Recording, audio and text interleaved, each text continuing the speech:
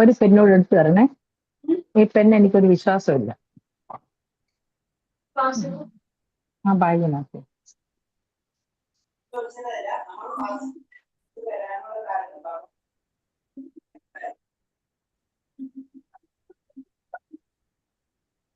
ഹരേ കൃഷ്ണ ഹരേ കൃഷ്ണ. ഓം നമോ ഭഗവതേ വാസുദേവായ. ഓം നമോ ഭഗവതേ വാസുദേവായ. തസ്യ ജ്ഞാനാഞ്ജനശലാകയ ചക്ഷുരുന്മീലിതം യേന തസ്മൈ ശ്രീ ഗുരവേ നമഃ. നമോ വിഷ്ണുപാദായ കൃഷ്ണപ്രേഷ്ഠായ ഭൂതലേ ശ്രീമതേ ഭക്തിവേദാന്ത സ്വാമിനിധി നാമിനെ. നമസ്തേ സാരസ്വതേ ദേവേ ഗൗരവാണി പ്രചാരിണേ നിർവിശേഷ ശൂന്യവാദി പാശ്ചാത്യദേശധാരിണേ. ജയ ശ്രീ കൃഷ്ണ ചൈതന്യ പ്രഭു നിത്യാനന്ദ ശ്രീ അദ്വൈത ഗദാധര ശ്രീവാസാദി ഗൗരഭക്തവൃന്ദ. ഹരേ കൃഷ്ണ കൃഷ്ണ കൃഷ്ണ ഹരേ ഹരേ, ഹരേ രാമ രാമ രാമ ഹരേ ഹരേ. ഹരേ കൃഷ്ണ. ശ്രീ ശ്രീ രാധാ ഗോവിന്ദ് ടെമ്പിൾ ഇസ്കോൺ ബാംഗ്ലൂരിന്റെ ഭഗവത്ഗീത ക്ലാസ്സിലേക്ക് എല്ലാവർക്കും സ്വാഗതം. ഹരേ കൃഷ്ണ. ഹരേ കൃഷ്ണ. അധ്യായം 2 ഗീതാ വിഷയ സംഗ്രഹം അല്ലെ നമ്മൾ പഠിച്ചത്. എത്ര പേരെ നോക്കി നമ്മൾ എന്താ ഇന്നലെ കണ്ടത്? 30 വരെ. എന്താ പറഞ്ഞു നിർത്തിണ്ടായിരുന്നു? നമ്മള് എന്തൊക്കെ പറഞ്ഞത്? ജസ്റ്റ് ഒന്ന് ഒടിച്ചു പറഞ്ഞ ഇന്നലെ പറഞ്ഞത്. ഭഗവത്ഗീതയിൽ ചർച്ച ചെയ്യുന്ന 5 വിഷയങ്ങൾ എന്തെല്ലാമാണ്?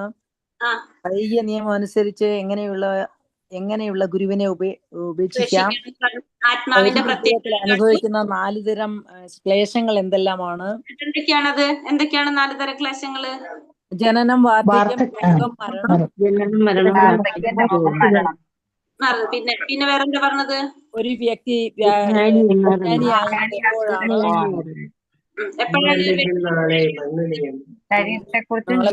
വിധിക്കപ്പെട്ടുള്ളതാണ് ശരീരം എന്ന ആത്മാവിനെ പോലെ പ്രാധാന്യം ശരീരത്തിന് ഇല്ല. ഇതറിഞ്ഞ വ്യക്തി വിജ്ഞാനിയാകുന്നു. പിന്നെ എങ്ങനെയുള്ള വ്യക്തികൾ മുക്തിക്ക് അർഹരായെന്നാണ് ഭഗവാൻ പറയുന്നത്? എങ്ങനെയുള്ളവരാണ്? അസ്വസ്ഥനാകാതെ, രണ്ടിലെ സമനില കൈവിടാതെ വ്യക്തി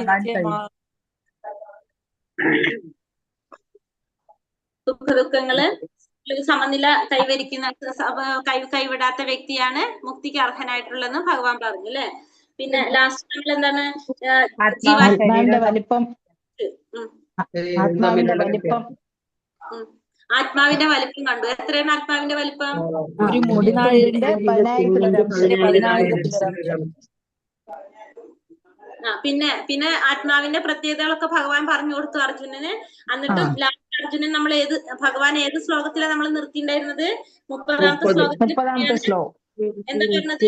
ഇനി ആത്മാവ് എന്നെ കൊല്ലാനായിട്ട് എന്താ പറയാ? കൊല്ലാനില്ല, അജനാണ്, നിത്യനാണ്. അതെ, അതുകൊണ്ട് ആവശ്യമില്ല. അതുകൊണ്ട് നീ വിഷമിക്കേണ്ട ആവശ്യമില്ല. ആത്മാവിനെ കൊല്ലാൻ ഇന്നലെ നിർത്തിയത് 30ാമത്തെ ശ്ലോകം അല്ലേ. അടുത്തേക്ക് പോകാം. ഹരേ കൃഷ്ണ. ഓം നമോ ഭഗവതേ വാസുദേവായ. മ്യൂട്ട് ചെയ്ത് എല്ലാവരെയും. എന്താണ് പറഞ്ഞത്? സ്വധർമാമപി ചാവേക്ഷ്യ നാവികമ്പിതുമർഹസി ധർമ്മ്യാധി യുക്തോ ചേയോ അന്യക്ഷത്രിയസ്യ ന വിദ്യതേ. ക്ഷത്രിയൻ എന്ന നിലയ്ക്ക് നിനക്കുള്ള പ്രത്യേക കർത്തവ്യം ആലോചിച്ചാൽ മതശാസ്ത്രാനുസൃതമായ സമരത്തെക്കാൾ ഉത്തമമായ ഒരു മാർഗവും നിനക്ക് ചെയ്യാനില്ല. അതിനാൽ വൈമുഖ്യം കൈവിടുക. എന്താ ഇവിടെ പറയുന്നത്? അർജുനൻ ആരാണ്? ക്ഷത്രിയനാണ് അല്ലെ. ആ ക്ഷത്രിയന്റെ കർത്തവ്യം എന്താണ്? ക്ഷത്രിയന്റെ ധർമ്മം യുദ്ധം ചെയ്യുക എന്നുള്ളതാണ്. ആ ക്ഷത്രിയൻ യുദ്ധം ചെയ്യുക എന്നുള്ളതാണ്. അപ്പൊ അതിനേക്കാളും ഉത്തമമായിട്ടുള്ള ഒരു കർത്തവ്യം ആർക്ക് ചെയ്യാനില്ല? വേറെ അർജുനന് ചെയ്യാനില്ല. അതുകൊണ്ട് പറയാണ്, നീ എന്ത് ചെയ്യാ? വൈമുഖ്യം കൈവിട്ട് നീ യുദ്ധത്തിന് ഒരുങ്ങാനായിട്ട് അർജുനനോട് ഭഗവാൻ ആവശ്യപ്പെടാണ്. കാരണം അർജുനൻ ഒരു ക്ഷത്രിയനാണ്. ക്ഷത്രിയന്റെ ധർമ്മം യുദ്ധം ചെയ്യുക എന്നുള്ളതാണ്. ക്ഷത്രിയന്റെ ധർമ്മം തന്നെ.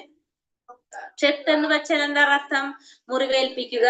ത്രായതേ, രക്ഷപ്പെടുത്തുക. ക്ഷത്രിയൻ എന്ന് പറഞ്ഞ മുറിവിൽ നിന്ന് രക്ഷിക്കുന്നവൻ, അല്ലെങ്കിൽ ഉപദ്രവത്തിൽ നിന്ന് രക്ഷിക്കുന്നവനാണ് ആര്? ക്ഷത്രിയൻ എന്ന് പറയുന്നത്. ഇപ്പോ 2 തരത്തിലുള്ള സ്വധർമ്മം 2 തരത്തിലുണ്ട്. എങ്ങനെയാണ് നമുക്ക് പറയാ? സ്വധർമ്മം എന്ന് പറഞ്ഞാല് നമ്മൾ 2 തരത്തിൽ നമ്മൾ ചെയ്യേണ്ടതായിട്ടുള്ള ധർമ്മം, അതാണ് സ്വധർമ്മം. ഒന്ന്, നമ്മള് മുക്തനാകാത്തിടത്തോളം കാലം, നമുക്ക് മുക്തി നേടാത്തിടത്തോളം കാലം. മുക്തി കിട്ടുന്നത് എപ്പോഴാണ്? നമുക്ക് മരണശേഷം അല്ലെ മുക്തി കിട്ടുന്നത്.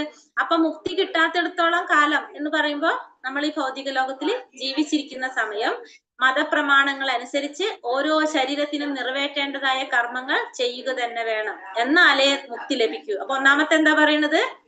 നമ്മള് ജീവിച്ചിരിക്കുമ്പോ, നമ്മൾ ഈ ഭൗതിക ലോകത്തിൽ നിൽക്കുമ്പോ ഓരോ ശരീരത്തിനും നമ്മളൊരു ശരീരം സ്വീകരിക്കുമ്പോ ആ ശരീരത്തിന് നിറവേറ്റേണ്ടതായിട്ടുള്ള കർമ്മങ്ങളുണ്ട്. അച്ഛനോടുണ്ടാവും, അമ്മനോടുണ്ടാവും, എന്താ പറയാ, കുടുംബത്തിലുള്ള മക്കളോട്, ഭാര്യയോട് അല്ലെങ്കിൽ ഭർത്താവിനോട്, അങ്ങനെ കുറെ കർമ്മങ്ങൾ ഉണ്ടാവും. അത്തരത്തിലുള്ള കർമ്മങ്ങള് നമ്മൾ നിറവേറ്റേണ്ടതാണ്, എന്നാലേ മുക്തി ലഭിക്കൂ. അപ്പൊ നമ്മള് ആ ഒരു ശരീരം കൈക്കൊള്ളുമ്പോ ആ ശരീരപ്രകാരം നമ്മൾ ചെയ്യേണ്ട കർമ്മങ്ങളെല്ലാം ചെയ്യാം. അതാണ് സ്വധർമ്മത്തിൽ ഫസ്റ്റ് പറയുന്നത്. അതെങ്ങനെ? മുക്തനാകാത്തിടത്തോളം കാലം. ഇനി ഒരാൾ മുക്തനാകുമ്പോഴോ സ്വധർമ്മം എന്തായിട്ട് മാറും? ആത്മീയമായിട്ട് മാറും. കാരണം മുക്തി കിട്ടിക്കഴിഞ്ഞാൽ നമുക്ക് എന്താ പറയാ? മുക്തി എന്ന് പറഞ്ഞാൽ 5 തരത്തിൽ നമുക്ക് മുക്തി പറയാം. ഒന്ന് സായുജ്യം, സാലോക്യം, കേട്ടുണ്ടോ? സാഷ്ട്യം, സാമീപ്യം, സാരൂപ്യം. 5 തരത്തിൽ നമുക്ക് മുക്തി പറയാം. നമുക്ക് സായുജ്യ മുക്തി, സാലോക്യ മുക്തി, സാഷ്ട്യം എന്ന് പറഞ്ഞിട്ട് 5 തരത്തിൽ മുക്തിയുണ്ട്. ആ മുക്തി കിട്ടിക്കഴിഞ്ഞാൽ നമ്മളുടെ ധർമ്മം എന്തായിട്ട് മാറി? അത് ആത്മീയമായിട്ട് മാറി. അതാണ് 2 തരത്തിൽ പറഞ്ഞ. ഒന്ന്, മുക്തി കിട്ടാത്തിടത്തോളം കാലം നമ്മൾ ഈ ഭൗതിക ലോകത്തില് നമ്മൾ ജീവിക്കുകയാണ്. അപ്പൊ നമ്മളെ ആ ശരീരം കൊണ്ട് നമുക്ക് ചെയ്യേണ്ടതായിട്ടുള്ള, നിറവേറ്റേണ്ടതായിട്ടുള്ള കർമ്മങ്ങൾ മുഴുവൻ നമ്മൾ അനുഷ്ഠിക്കണം. രണ്ടാമത്തത്, മുക്തിക്ക് ശേഷം നമ്മൾ എന്ത് ചെയ്യണം? ആ സ്വധർമ്മം നമ്മുടെ എന്തായിട്ട് മാറും? ആത്മീയമായിട്ട് തീരും. അപ്പൊ 5 തരത്തില് മുക്തിയുണ്ട്. ലാസ്റ്റ് നമുക്കത് പറയാം. 5 തരത്തില് മുക്തി നോട്ട് ചെയ്യാനായിട്ട് പറഞ്ഞുതരാം കേട്ടോ. ശാരീരിക തലത്തിൽ സ്വധർമ്മത്തെ വർണ്ണാശ്രമ ധർമ്മം എന്ന് പറയാം. അപ്പൊ ശാരീരിക തലത്തിലുള്ള സ്വധർമ്മത്തെ നമുക്ക് എന്ത് പറയാം? വർണ്ണാശ്രമ ധർമ്മം എന്ന് പറയാം. വർണ്ണ ആശ്രമം, വർണ്ണങ്ങളും ആശ്രമങ്ങളുടെയും ധർമ്മങ്ങളാണ് എന്ത് പറയുന്നത്? സ്വധർമ്മത്തില് വർണ്ണാശ്രമം എന്ന് പറഞ്ഞ വർണ്ണങ്ങള്, ആശ്രമങ്ങൾ എന്ന് പറഞ്ഞ വർണ്ണങ്ങൾ ഏതൊക്കെയാണ്? 4 വർണ്ണങ്ങള്. ഏതൊക്കെയാണ് 4 വർണ്ണങ്ങള്? ഓർമ്മയുണ്ടോ 4 വർണ്ണങ്ങള്? ഹരേ കൃഷ്ണ. ബ്രാഹ്മണ, ക്ഷത്രിയർ, വൈശ്യർ, ശൂദ്രർ. അതാണ് ബ്രാഹ്മണ, ക്ഷത്രിയൻ, വൈശ്യൻ, ശൂദ്രൻ. 4 വർണ്ണങ്ങൾ. ആശ്രമങ്ങൾ ഏതൊക്കെയാണ്? 4. ഗൃഹസ്ഥാശ്രമം, ബ്രഹ്മചര്യം, ഗൃഹസ്ഥാശ്രമം, വാനപ്രസ്ഥം, സന്യാസം. അപ്പൊ എന്താണ് വർണ്ണാശ്രമ ധർമ്മം എന്ന് പറഞ്ഞ? വർണ്ണവും ആശ്രമ ധർമ്മം, വർണ്ണങ്ങളും ആശ്രമങ്ങളും അതിന്റെ ധർമ്മം. ഈ വർണ്ണാശ്രമങ്ങളൊക്കെ എന്തിനാണ് ഉണ്ടാക്കിയിരിക്കുന്നത്? നമുക്ക് ഈ വർണ്ണങ്ങൾ, 4 വർണ്ണങ്ങളും 4 ആശ്രമങ്ങളൊക്കെ സൃഷ്ടിച്ചിരിക്കുന്നത് എന്തിനാണ്? ആത്മസാക്ഷാത്കാരത്തിന് വേണ്ടിയിട്ടാണ്. ആത്മസാക്ഷാത്കാരത്തിന് വേണ്ടിയുള്ള ചവിട്ടുപടിയാണ് ഇതെല്ലാം. നമ്മള് ഈ കാര്യങ്ങളൊക്കെ നമ്മൾ കറക്റ്റ് ആയിട്ട് ചെയ്ത് പോയി കഴിഞ്ഞാലാണ് നമുക്ക് എവിടേക്ക് എത്താൻ സാധിക്കുന്നത്? ആത്മസാക്ഷാത്കാരത്തിലേക്ക് എത്താനായിട്ട് സാധിക്കുന്നത്. ആ വർണ്ണാശ്രമ ധർമ്മം അഥവാ ശാരീരിക പ്രകൃതികൾക്ക് അനുസൃതമായ നിയത കർമ്മങ്ങൾ ചെയ്യുന്ന നിലയിൽ നിന്നാണ് ധർമ്മം ആരംഭിക്കുന്നത്. അപ്പോ ഈ പറഞ്ഞ തരത്തിലുള്ള നിയത കർമ്മങ്ങൾ ചെയ്യുന്നതിൽ നിന്നാണ് നമ്മുടെ എന്ത് ആരംഭിക്കുന്നത്? മാനവധർമ്മം, മനുഷ്യന്റെ ആ ധർമ്മങ്ങള് ആരംഭിക്കുന്നത്. ഓരോ മനുഷ്യനും നമ്മൾ ജന്മം കൊണ്ട ശേഷം ആ ശരീരത്തിന് ചെയ്യേണ്ടതായിട്ടുള്ള കുറെ ധർമ്മങ്ങളുണ്ട്. അതാണ് നമ്മൾ ചെയ്യേണ്ടത്, അത്യാവശ്യമാണ്. പിന്നെ മുക്തി കിട്ടിക്കഴിഞ്ഞാലോ നമുക്ക് സ്വധർമ്മം ആത്മീയമായിട്ട് മാറും. അപ്പോ നമ്മൾ ഈ വർണ്ണ ആശ്രമ ധർമ്മങ്ങളെല്ലാം നമ്മൾ ചെയ്യേണ്ടതാണ്. അത് എന്തിനുള്ളതാണ്? ആത്മസാക്ഷാത്കാരം നേടുന്നതിനുള്ള ചവിട്ടുപടിയാണ് ഇതെല്ലാം. യദൃച്ഛയാ ചോപപന്നം സ്വർഗദ്വാരാമപാവൃതം സുഖിനാ ക്ഷത്രിയ പാർത്ഥ ലഭന്തെ യുദ്ധമീദൃശം. പാർത്ഥ, യാദൃശ്ചികമായി ഇതുപോലെ ഒരു യുദ്ധത്തിന് അവസരം ലഭിക്കുന്ന ക്ഷത്രിയന്മാർ സന്തുഷ്ടരാണ്. എന്തെന്നാൽ സ്വർഗ കവാടം അവർക്ക് വേണ്ടി തുറക്കപ്പെട്ടിരിക്കുന്നതാണ്. എന്താ പറയുന്നത്? അർജുനനോട് പറയാണ്, പാർത്ഥ എന്ന് വിളിക്കുകയാണ് അർജുനൻ. എന്താണ് പറഞ്ഞത്? യാദൃശ്ചികമായിട്ട് ഇതേപോലെ യുദ്ധത്തിന് അവസരം കിട്ടിക്കഴിഞ്ഞാല് ക്ഷത്രിയന്മാരൊക്കെ സന്തുഷ്ടരായിരിക്കും. കാരണം സ്വർഗ കവാടം അവർക്ക് വേണ്ടി തുറക്കപ്പെട്ടിരിക്കും. അപ്പൊ സ്വർഗത്തിന്റെ വാതില് ഈ ക്ഷത്രിയന്മാർക്ക് വേണ്ടി തുറക്കപ്പെട്ടിരിക്കും. എന്താ അത് പറയാൻ കാരണം? ക്ഷത്രിയന്റെ ധർമ്മം പ്രജകളെ ക്ലേശങ്ങളിൽ നിന്ന് രക്ഷിക്കലാണ്. നമ്മൾ പറഞ്ഞു ലക്ഷത്തെന്ന് പറഞ്ഞാൽ നമ്മൾ പറഞ്ഞു മുറിവേൽക്കുക, ത്രായത എന്ന് വെച്ചാൽ രക്ഷിക്കുക. അപ്പൊ അവരെ ഉപദ്രവത്തിൽ നിന്ന് രക്ഷിക്കുക, അല്ലെങ്കിൽ മുറിവേൽറ്റിൽ നിന്നും രക്ഷിക്കുക എന്നുള്ളതാണ് ക്ഷത്രിയൻ എന്ന് പറയുന്നത്. അപ്പൊ എല്ലാ ക്ലേശങ്ങളിൽ നിന്നും രക്ഷിക്കലാണ് ക്ഷത്രിയന്റെ ധർമ്മം. അതിനുവേണ്ടി നിയമാനുസൃതമായി അയാൾക്ക് ഹിംസയുടെ മാർഗം അവലംബിക്കാം. അപ്പൊ നിയമത്തിനനുസരിച്ച് അയാൾക്ക് ഹിംസയുടെ മാർഗം അവലംബിക്കാം. കാരണം ക്ഷത്രിയന്റെ ധർമ്മമാണെന്ത്? ധർമ്മം പ്രജകളെ സംരക്ഷിക്കുക എന്നുള്ളത്, ക്ലേശങ്ങളിൽ നിന്ന് രക്ഷിക്കുക എന്നുള്ളത്.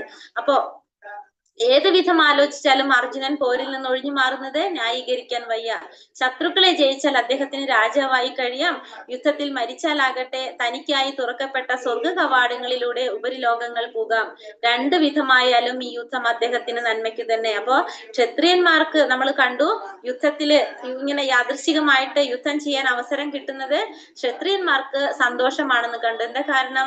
ക്ഷത്രിയന്മാരുടെ അവർ യുദ്ധത്തിൽ മരണപ്പെട്ടു പോകുകയാണെങ്കിൽ അവർക്ക് നേരെ എവിടേക്കാണ് എൻട്രി? സ്വർഗത്തിലേക്കാണ് എൻട്രി. നേരെ അവർക്ക് സ്വർഗത്തിലേക്ക് പോകാനായിട്ട് സാധിക്കും. അതുകൊണ്ട് ക്ഷത്രിയന്മാർക്ക് എന്താണ്? യുദ്ധം ചെയ്യുന്നത് ഇഷ്ടമാണ്. കാരണം യുദ്ധത്തിൽ മരണപ്പെട്ടു കഴിഞ്ഞാൽ ഒരു കഷ്ടപ്പാടുമില്ല, അവർക്ക് നേരെ എവിടേക്ക് പോകാൻ സാധിക്കും? സ്വർഗത്തിലേക്ക് പോകാനായിട്ട് സാധിക്കും. അപ്പൊ അർജുനനോട് ഭഗവാൻ പറയാണ്, അതുകൊണ്ട് നീ വിഷമിക്കേണ്ട ആവശ്യമില്ല. നീ എങ്ങാനും യുദ്ധത്തിൽ മരണപ്പെടാണെങ്കിൽ നിനക്ക് നേരെ എങ്ങോട്ട് പോകാം? സ്വർഗത്തിലേക്ക് പോകാം. അതെല്ലാം നീ ജയിക്കുകയാണെങ്കിലോ നിനക്ക് എന്ത് കിട്ടും? രാജ്യം കിട്ടും. അപ്പൊ രണ്ടായാലും നിനക്ക് ഗുണം തന്നെയാണ്. നീ അതുകൊണ്ട് എന്ത് ചെയ്യേണ്ട ആവശ്യമില്ല, പ്രയാസപ്പെടേണ്ട കാര്യമില്ല എന്ന് അർജുനനോട് ഭഗവാൻ പറയാണ്. അഥ ചേത്വമിമം ധർമ്മ്യം സംഗ്രാമം ന കരിഷ്യസി തഥാ സ്വധർമ്മം കീർത്തിം ച ഹിത്വോ പാപാമവാപ്സ്യസി.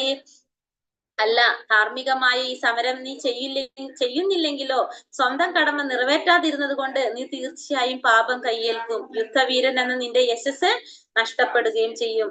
പക്ഷെ എന്നിട്ട് പറയാണ്, അതല്ല, നീ യുദ്ധം ചെയ്യാതിരുന്നെങ്കിലോ? യുദ്ധം ചെയ്യാതിരുന്നു കഴിഞ്ഞാൽ സ്വന്തം കടമ നിറവേറ്റാത്തത് കൊണ്ട് നിനക്ക് എന്ത് ചെയ്യേണ്ടി വരും? പാപമേൽക്കേണ്ടതായിട്ട് വരും. യുദ്ധവീരൻ എന്ന നിന്റെ യശസ് നഷ്ടപ്പെടുകയും ചെയ്യും. അപ്പൊ യുദ്ധം ചെയ്യാതിരുന്നു കഴിഞ്ഞാല് അർജുനന് എന്ത് സംഭവിക്കുന്നത്? അവിടെ പാപമേൽക്കേണ്ടതായിട്ട് വരാണ് ചെയ്യുന്നത്.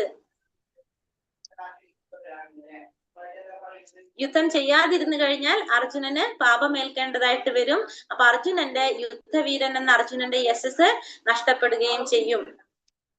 അർജുനൻ ഒരു പ്രശസ്ത യോദ്ധാവാണ്. അദ്ദേഹം അനേകം ദേവന്മാരെ, പരമശിവനെ പോലും യുദ്ധത്തിൽ തോൽപ്പിച്ച് കീർത്തി നേടിയിട്ടുണ്ടാര് അർജുനൻ. ഈ യുദ്ധത്തിൽ നിന്ന് ഒഴിഞ്ഞു മാറിയാൽ ക്ഷത്രിയൻ എന്ന നിലയിൽ തനിക്കുള്ള കടമ നിറവേറ്റിയില്ലെന്ന് വരും. അതിനു പുറമെ ഇതേവരെ നേടിയ സൽകീർത്തിയും നഷ്ടപ്പെടും. തനിക്ക് നരകത്തിലേക്ക് വഴിയൊരുക്കലാവും അത്. മറ്റൊരു വിധത്തിൽ പറഞ്ഞാൽ യുദ്ധം ചെയ്യുന്നത് കൊണ്ടല്ല, അതിൽ നിന്ന് വിട്ടുനിൽക്കുന്നത് കൊണ്ടാണ് അദ്ദേഹത്തിന് നരകം പോകേണ്ടി വരുന്നത്. അപ്പോ അർജുനൻ എന്തുകൊണ്ടാണ് അങ്ങനെ പറയുന്നത്? അർജുനൻ യുദ്ധം ചെയ്യുന്നത് കൊണ്ടല്ല, യുദ്ധത്തിൽ നിന്ന് വിട്ടുനിൽക്കുന്നത് കൊണ്ടാണ് അർജുനന് നരകം പോകേണ്ടി വരുന്നെന്ന് പറയാൻ എന്താ കാരണം? ക്ഷത്രിയന്റെ ധർമ്മമാണ് യുദ്ധം ചെയ്യുക എന്നുള്ളത്. ക്ഷത്രിയന്റെ ധർമ്മമാണ് യുദ്ധം ചെയ്യുക എന്നുള്ളത്. യുദ്ധം ചെയ്യാതിരുന്നാലാണ് അർജുനന് പാപമേൽക്കുന്നത്. യുദ്ധം ചെയ്യുകയാണെങ്കിൽ അർജുനന് പാപമേൽക്കുന്നില്ല എന്ന് ഇവിടെ എടുത്തു പറയാണ്. ഇവിടെ അകീർത്തിം ചാഭിഭൂതാനി കഥയിഷ്യന്തി തേവയാം സംഭാവിതസ്യ ചാകീർത്തിർ മരണാദത്തിരിച്ചതേ. ജനങ്ങളെല്ലാം നിന്നെ പഴിക്കും. ഒരു മാന്യ വ്യക്തിക്ക് മരണത്തെക്കാൾ ദുസ്സഹമാണ് അപമാനം. അപ്പോ നിന്നെല്ലാവരും എന്ത് പറയും? പഴി പറയും, കുറ്റം പറയും. ഒരു മാന്യനായ വ്യക്തിക്ക് മരണത്തെക്കാൾ ദുസ്സഹമായിട്ടുള്ളതാണ് എന്ത്? അപമാനം എന്ന് പറയുന്നത്. പോരിന് മുമ്പ് തന്നെ ഈ രണാങ്കണം വിട്ടുപോയാൽ അർജുനനെ ഭീരുവെന്ന് വിളിക്കപ്പെടും. മാന്യനായ ഒരു വ്യക്തിക്ക് മരണത്തെക്കാൾ കഷ്ടമാണ് ദുഷ്കീർത്തി നേടാന്ന് പറഞ്ഞത്. മരണത്തെക്കാൾ കഷ്ടമാണ്. അതുകൊണ്ട് അർജുനനോട് പറയാണ്, നീ യുദ്ധം ചെയ്യുമെന്ന് ഭഗവാൻ പറയാണ്. ഭയാദ്രണാതു പരതം മംസ്യന്തേ ത്വം മഹാരഥഃ യേഷാം ച ത്വം ബഹുബതോ ഭൂത്വാ യാസ്യാസി ലാഘവം. ഭയം കൊണ്ട് മാത്രമാണ് നീ യുദ്ധരംഗത്തിൽ നിന്ന് പോയതെന്ന് നിന്റെ പ്രശസ്തിയെ മാനിച്ചിരുന്ന മഹാരഥന്മാർ വിചാരിക്കും. അങ്ങനെ അവർ നിന്നെ നിസാരനായി കരുതും. അപ്പൊ ഭയം കൊണ്ടാണ് നീ യുദ്ധത്തിൽ നിന്ന് പിന്മാറിയതെന്ന് ആര് വിചാരിക്കും? നിന്റെ പ്രശസ്തിയെ കുറിച്ച് മാനിച്ചിരുന്ന മഹാരഥന്മാർ വിചാരിക്കും. മഹാരഥന്മാർ ആരാണ്? അങ്ങനെ അവർ നിസാരനായി കരുതും. മഹാരഥന്മാരെന്ന് വെച്ചാൽ ആരാണ്? ഓർമ്മയുണ്ടോ? 10,000 അല്ല 60,000 ഒറ്റയ്ക്ക് ചെയ്യുന്നത്. 10,000 ചെയ്യുന്നവരെ നമ്മൾ എന്താ പറയുന്നത്? അധീരഥന്മാർ. 10,000 യോദ്ധാക്കളോട് പോരാടുന്നവരെ അധീരഥന്മാരെന്ന് പറയും. അർജുനനെ എല്ലാവരും അപ്പൊ എന്തായിട്ട് കാണും? നിസാരനായിട്ട് കരുതും. അവാച്യ അവാച്യവാതാംശ ബഹുൻ വദിഷ്യന്തി തവാഹിതഃ നിന്ദന്തസ്തവ സാമർഥ്യം തതോ ദുഃഖതരം നികീം. ശത്രുക്കൾ നിന്നെ പറ്റി പഴി പലതും പറയും, നിന്റെ കഴിവില്ലായ്മയെ പുച്ഛിക്കും. ഇതിലും ദുഃഖകരമായി നിനക്ക് എന്തുണ്ടാവാനാണ്? അപ്പൊ ശത്രുക്കൾ നിന്നെ പറ്റി പല പഴിയും പറയും, പിന്നെ നിന്റെ കഴിവില്ലായ്മയെ പറഞ്ഞ് പുച്ഛിക്കും. അപ്പൊ ഇതിനേക്കാളും ദുഃഖകരമായിട്ട് നിനക്ക് വേറെ എന്തുണ്ടാകാനാണെന്നാണ് ഭഗവാൻ ഇവിടെ ചോദിക്കുന്നത്. ഹതോ വാ പ്രാപ്സ്യസി സ്വർഗം ജിത്തോ വാ ഭോക്ഷ്യസേ മഹീം തസ്മാദുത്തിഷ്ഠ കൗന്ദേയ യുദ്ധായ കൃതനിശ്ചയഃ. കുന്തിപുത്ര, ഒന്നുകിൽ നീ യുദ്ധത്തിൽ കൊല്ലപ്പെട്ട് സ്വർഗം പോകും, അല്ലെങ്കിൽ വിജയം നേടി സാമ്രാജ്യം ഭരിക്കും. ഏതായാലും ഉറച്ച തീരുമാനത്തോടെ എഴുന്നേറ്റ് യുദ്ധം ചെയ്യൂ. അപ്പൊ ഇത്രയൊക്കെ പറഞ്ഞു കൊടുത്തിട്ട് അർജുനനോട് ഇങ്ങനെ പറഞ്ഞു അർജുനനൊരു വീക്ക്നെസ് ഫോമിലേക്ക് ആക്കില്ലേ. അതിനുശേഷം വീണ്ടും പറയാണ്, അതുകൊണ്ട് നീ എന്ത് ചെയ്യാ, നീ അഥവാ യുദ്ധം ചെയ്തിട്ട് നീ കൊല്ലപ്പെടാണെങ്കിൽ നീ നേരെ സ്വർഗത്തിലേക്ക് പോകും, അല്ലെങ്കിൽ നിനക്ക് രാജ്യം കിട്ടും. അപ്പൊ നിനക്ക് രാജ്യം ഭരിക്കാനായിട്ട് സാധിക്കും. അതുകൊണ്ട് ഉറച്ച തീരുമാനത്തോടെ എഴുന്നേറ്റ് യുദ്ധം ചെയ്യൂ എന്ന് പറയണം. ആദ്യം തന്നെ കുറെ ഇങ്ങനത്തെ കാര്യങ്ങളൊക്കെ പറഞ്ഞിട്ട് അർജുനൻ എന്ത് ചെയ്തു, ഒരു ഫോമിലാക്കി എടുത്തു. അതിനുശേഷം ഭഗവാൻ പറയാണ്, നീ എന്ത് ചെയ്യാ, ഒന്നില്ലെങ്കിൽ സ്വർഗം കിട്ടുന്ന വിചാരിച്ച് യുദ്ധം ചെയ്യാ, അല്ലെങ്കിൽ നിനക്ക് രാജ്യം കിട്ടുന്ന വിചാരിച്ച് യുദ്ധം ചെയ്യാ. എന്തായാലും കുഴപ്പമില്ല, എഴുന്നേറ്റ് യുദ്ധം ചെയ്യാനായിട്ട് പറയാണ്. സുഖ ദുഃഖേ സമയ കൃത്വ ലാഭോ ജയോ തഥോ യുദ്ധായ യുജ്യസ്യ നൈവം പാപാമവാപ്സ്യസി. എന്താ പറയണത്? പക്ഷെ നീ യുദ്ധം ചെയ്യുമ്പോ എങ്ങനെയാണ് ചെയ്യേണ്ടത്? ഭഗവാൻ പറയാണ്, യുദ്ധത്തിന് വേണ്ടി മാത്രം നീ യുദ്ധം ചെയ്യുക. അപ്പൊ അർജുനനോട് യുദ്ധം ചെയ്യാൻ പറയാണ്. പക്ഷെ യുദ്ധം എങ്ങനെയായിരിക്കണം ചെയ്യേണ്ടത്? അത് യുദ്ധത്തിന് വേണ്ടി മാത്രമായിരിക്കണം ചെയ്യേണ്ടത്. ഫലം സന്തുഷ്ടിയോ സന്താപമോ നഷ്ടമോ ലാഭമോ ജയമോ തോൽവിയോ എന്നതിനെ കുറിച്ച് ഓർക്കരുത്. എന്നാൽ നിനക്കൊരിക്കലും പാപമേൽക്കില്ല. അപ്പൊ യുദ്ധം ചെയ്യണം, പക്ഷെ യുദ്ധം ചെയ്യുമ്പോ യുദ്ധത്തിന് വേണ്ടി മാത്രമായിരിക്കണം നീ യുദ്ധം ചെയ്യേണ്ടത്. അതിന്റെ ഫലം സന്തുഷ്ടിയാണോ സന്താപമാണോ നഷ്ടമാണോ ലാഭമാണോ ജയമാണോ തോൽവിയാണോ എന്നതിനെ കുറിച്ച് ഓർക്കാനായിട്ട് പാടില്ല. അങ്ങനെയാണെങ്കിൽ നിനക്ക് എന്തുണ്ടാവില്ല, ഒരിക്കലും പാപമേൽക്കേണ്ടതായിട്ട് വരില്ല. ഇപ്പൊ അർജുനൻ ചിന്തിക്കാണ്, ചെറിയ പ്രായത്തിലെ തൊട്ട് ഞങ്ങൾ ഉപദ്രവിച്ചു കൊണ്ടിരുന്നതാണ് ഈ ദുര്യോധനൻ. ആ ദുര്യോധനോടുള്ള വൈരാഗ്യ ബുദ്ധി വെച്ചുകൊണ്ടാണ് യുദ്ധം ചെയ്യുന്നതെങ്കിൽ തീർച്ചയായിട്ടും അർജുനൻ എന്തേൽക്കും, പാപമേൽക്കും. നേരെ മറിച്ച് എന്റെ കടമയാണ്, ഞാനൊരു ക്ഷത്രിയനായതുകൊണ്ട് എന്റെ ധർമ്മമാണ് യുദ്ധം ചെയ്യേണ്ടത്, അതിൽ ജയിക്കോ തോൽക്കോ എന്നുള്ളൊരു ചിന്ത ഉണ്ടാകാതെയാണ് ചെയ്യുന്നതെങ്കിൽ ഒരിക്കലും അർജുനന് പാപമേൽക്കേണ്ടതായിട്ട് വരില്ല എന്നൂടെ ഭഗവാൻ ഓർമ്മപ്പെടുത്തി കൊടുക്കാണ്.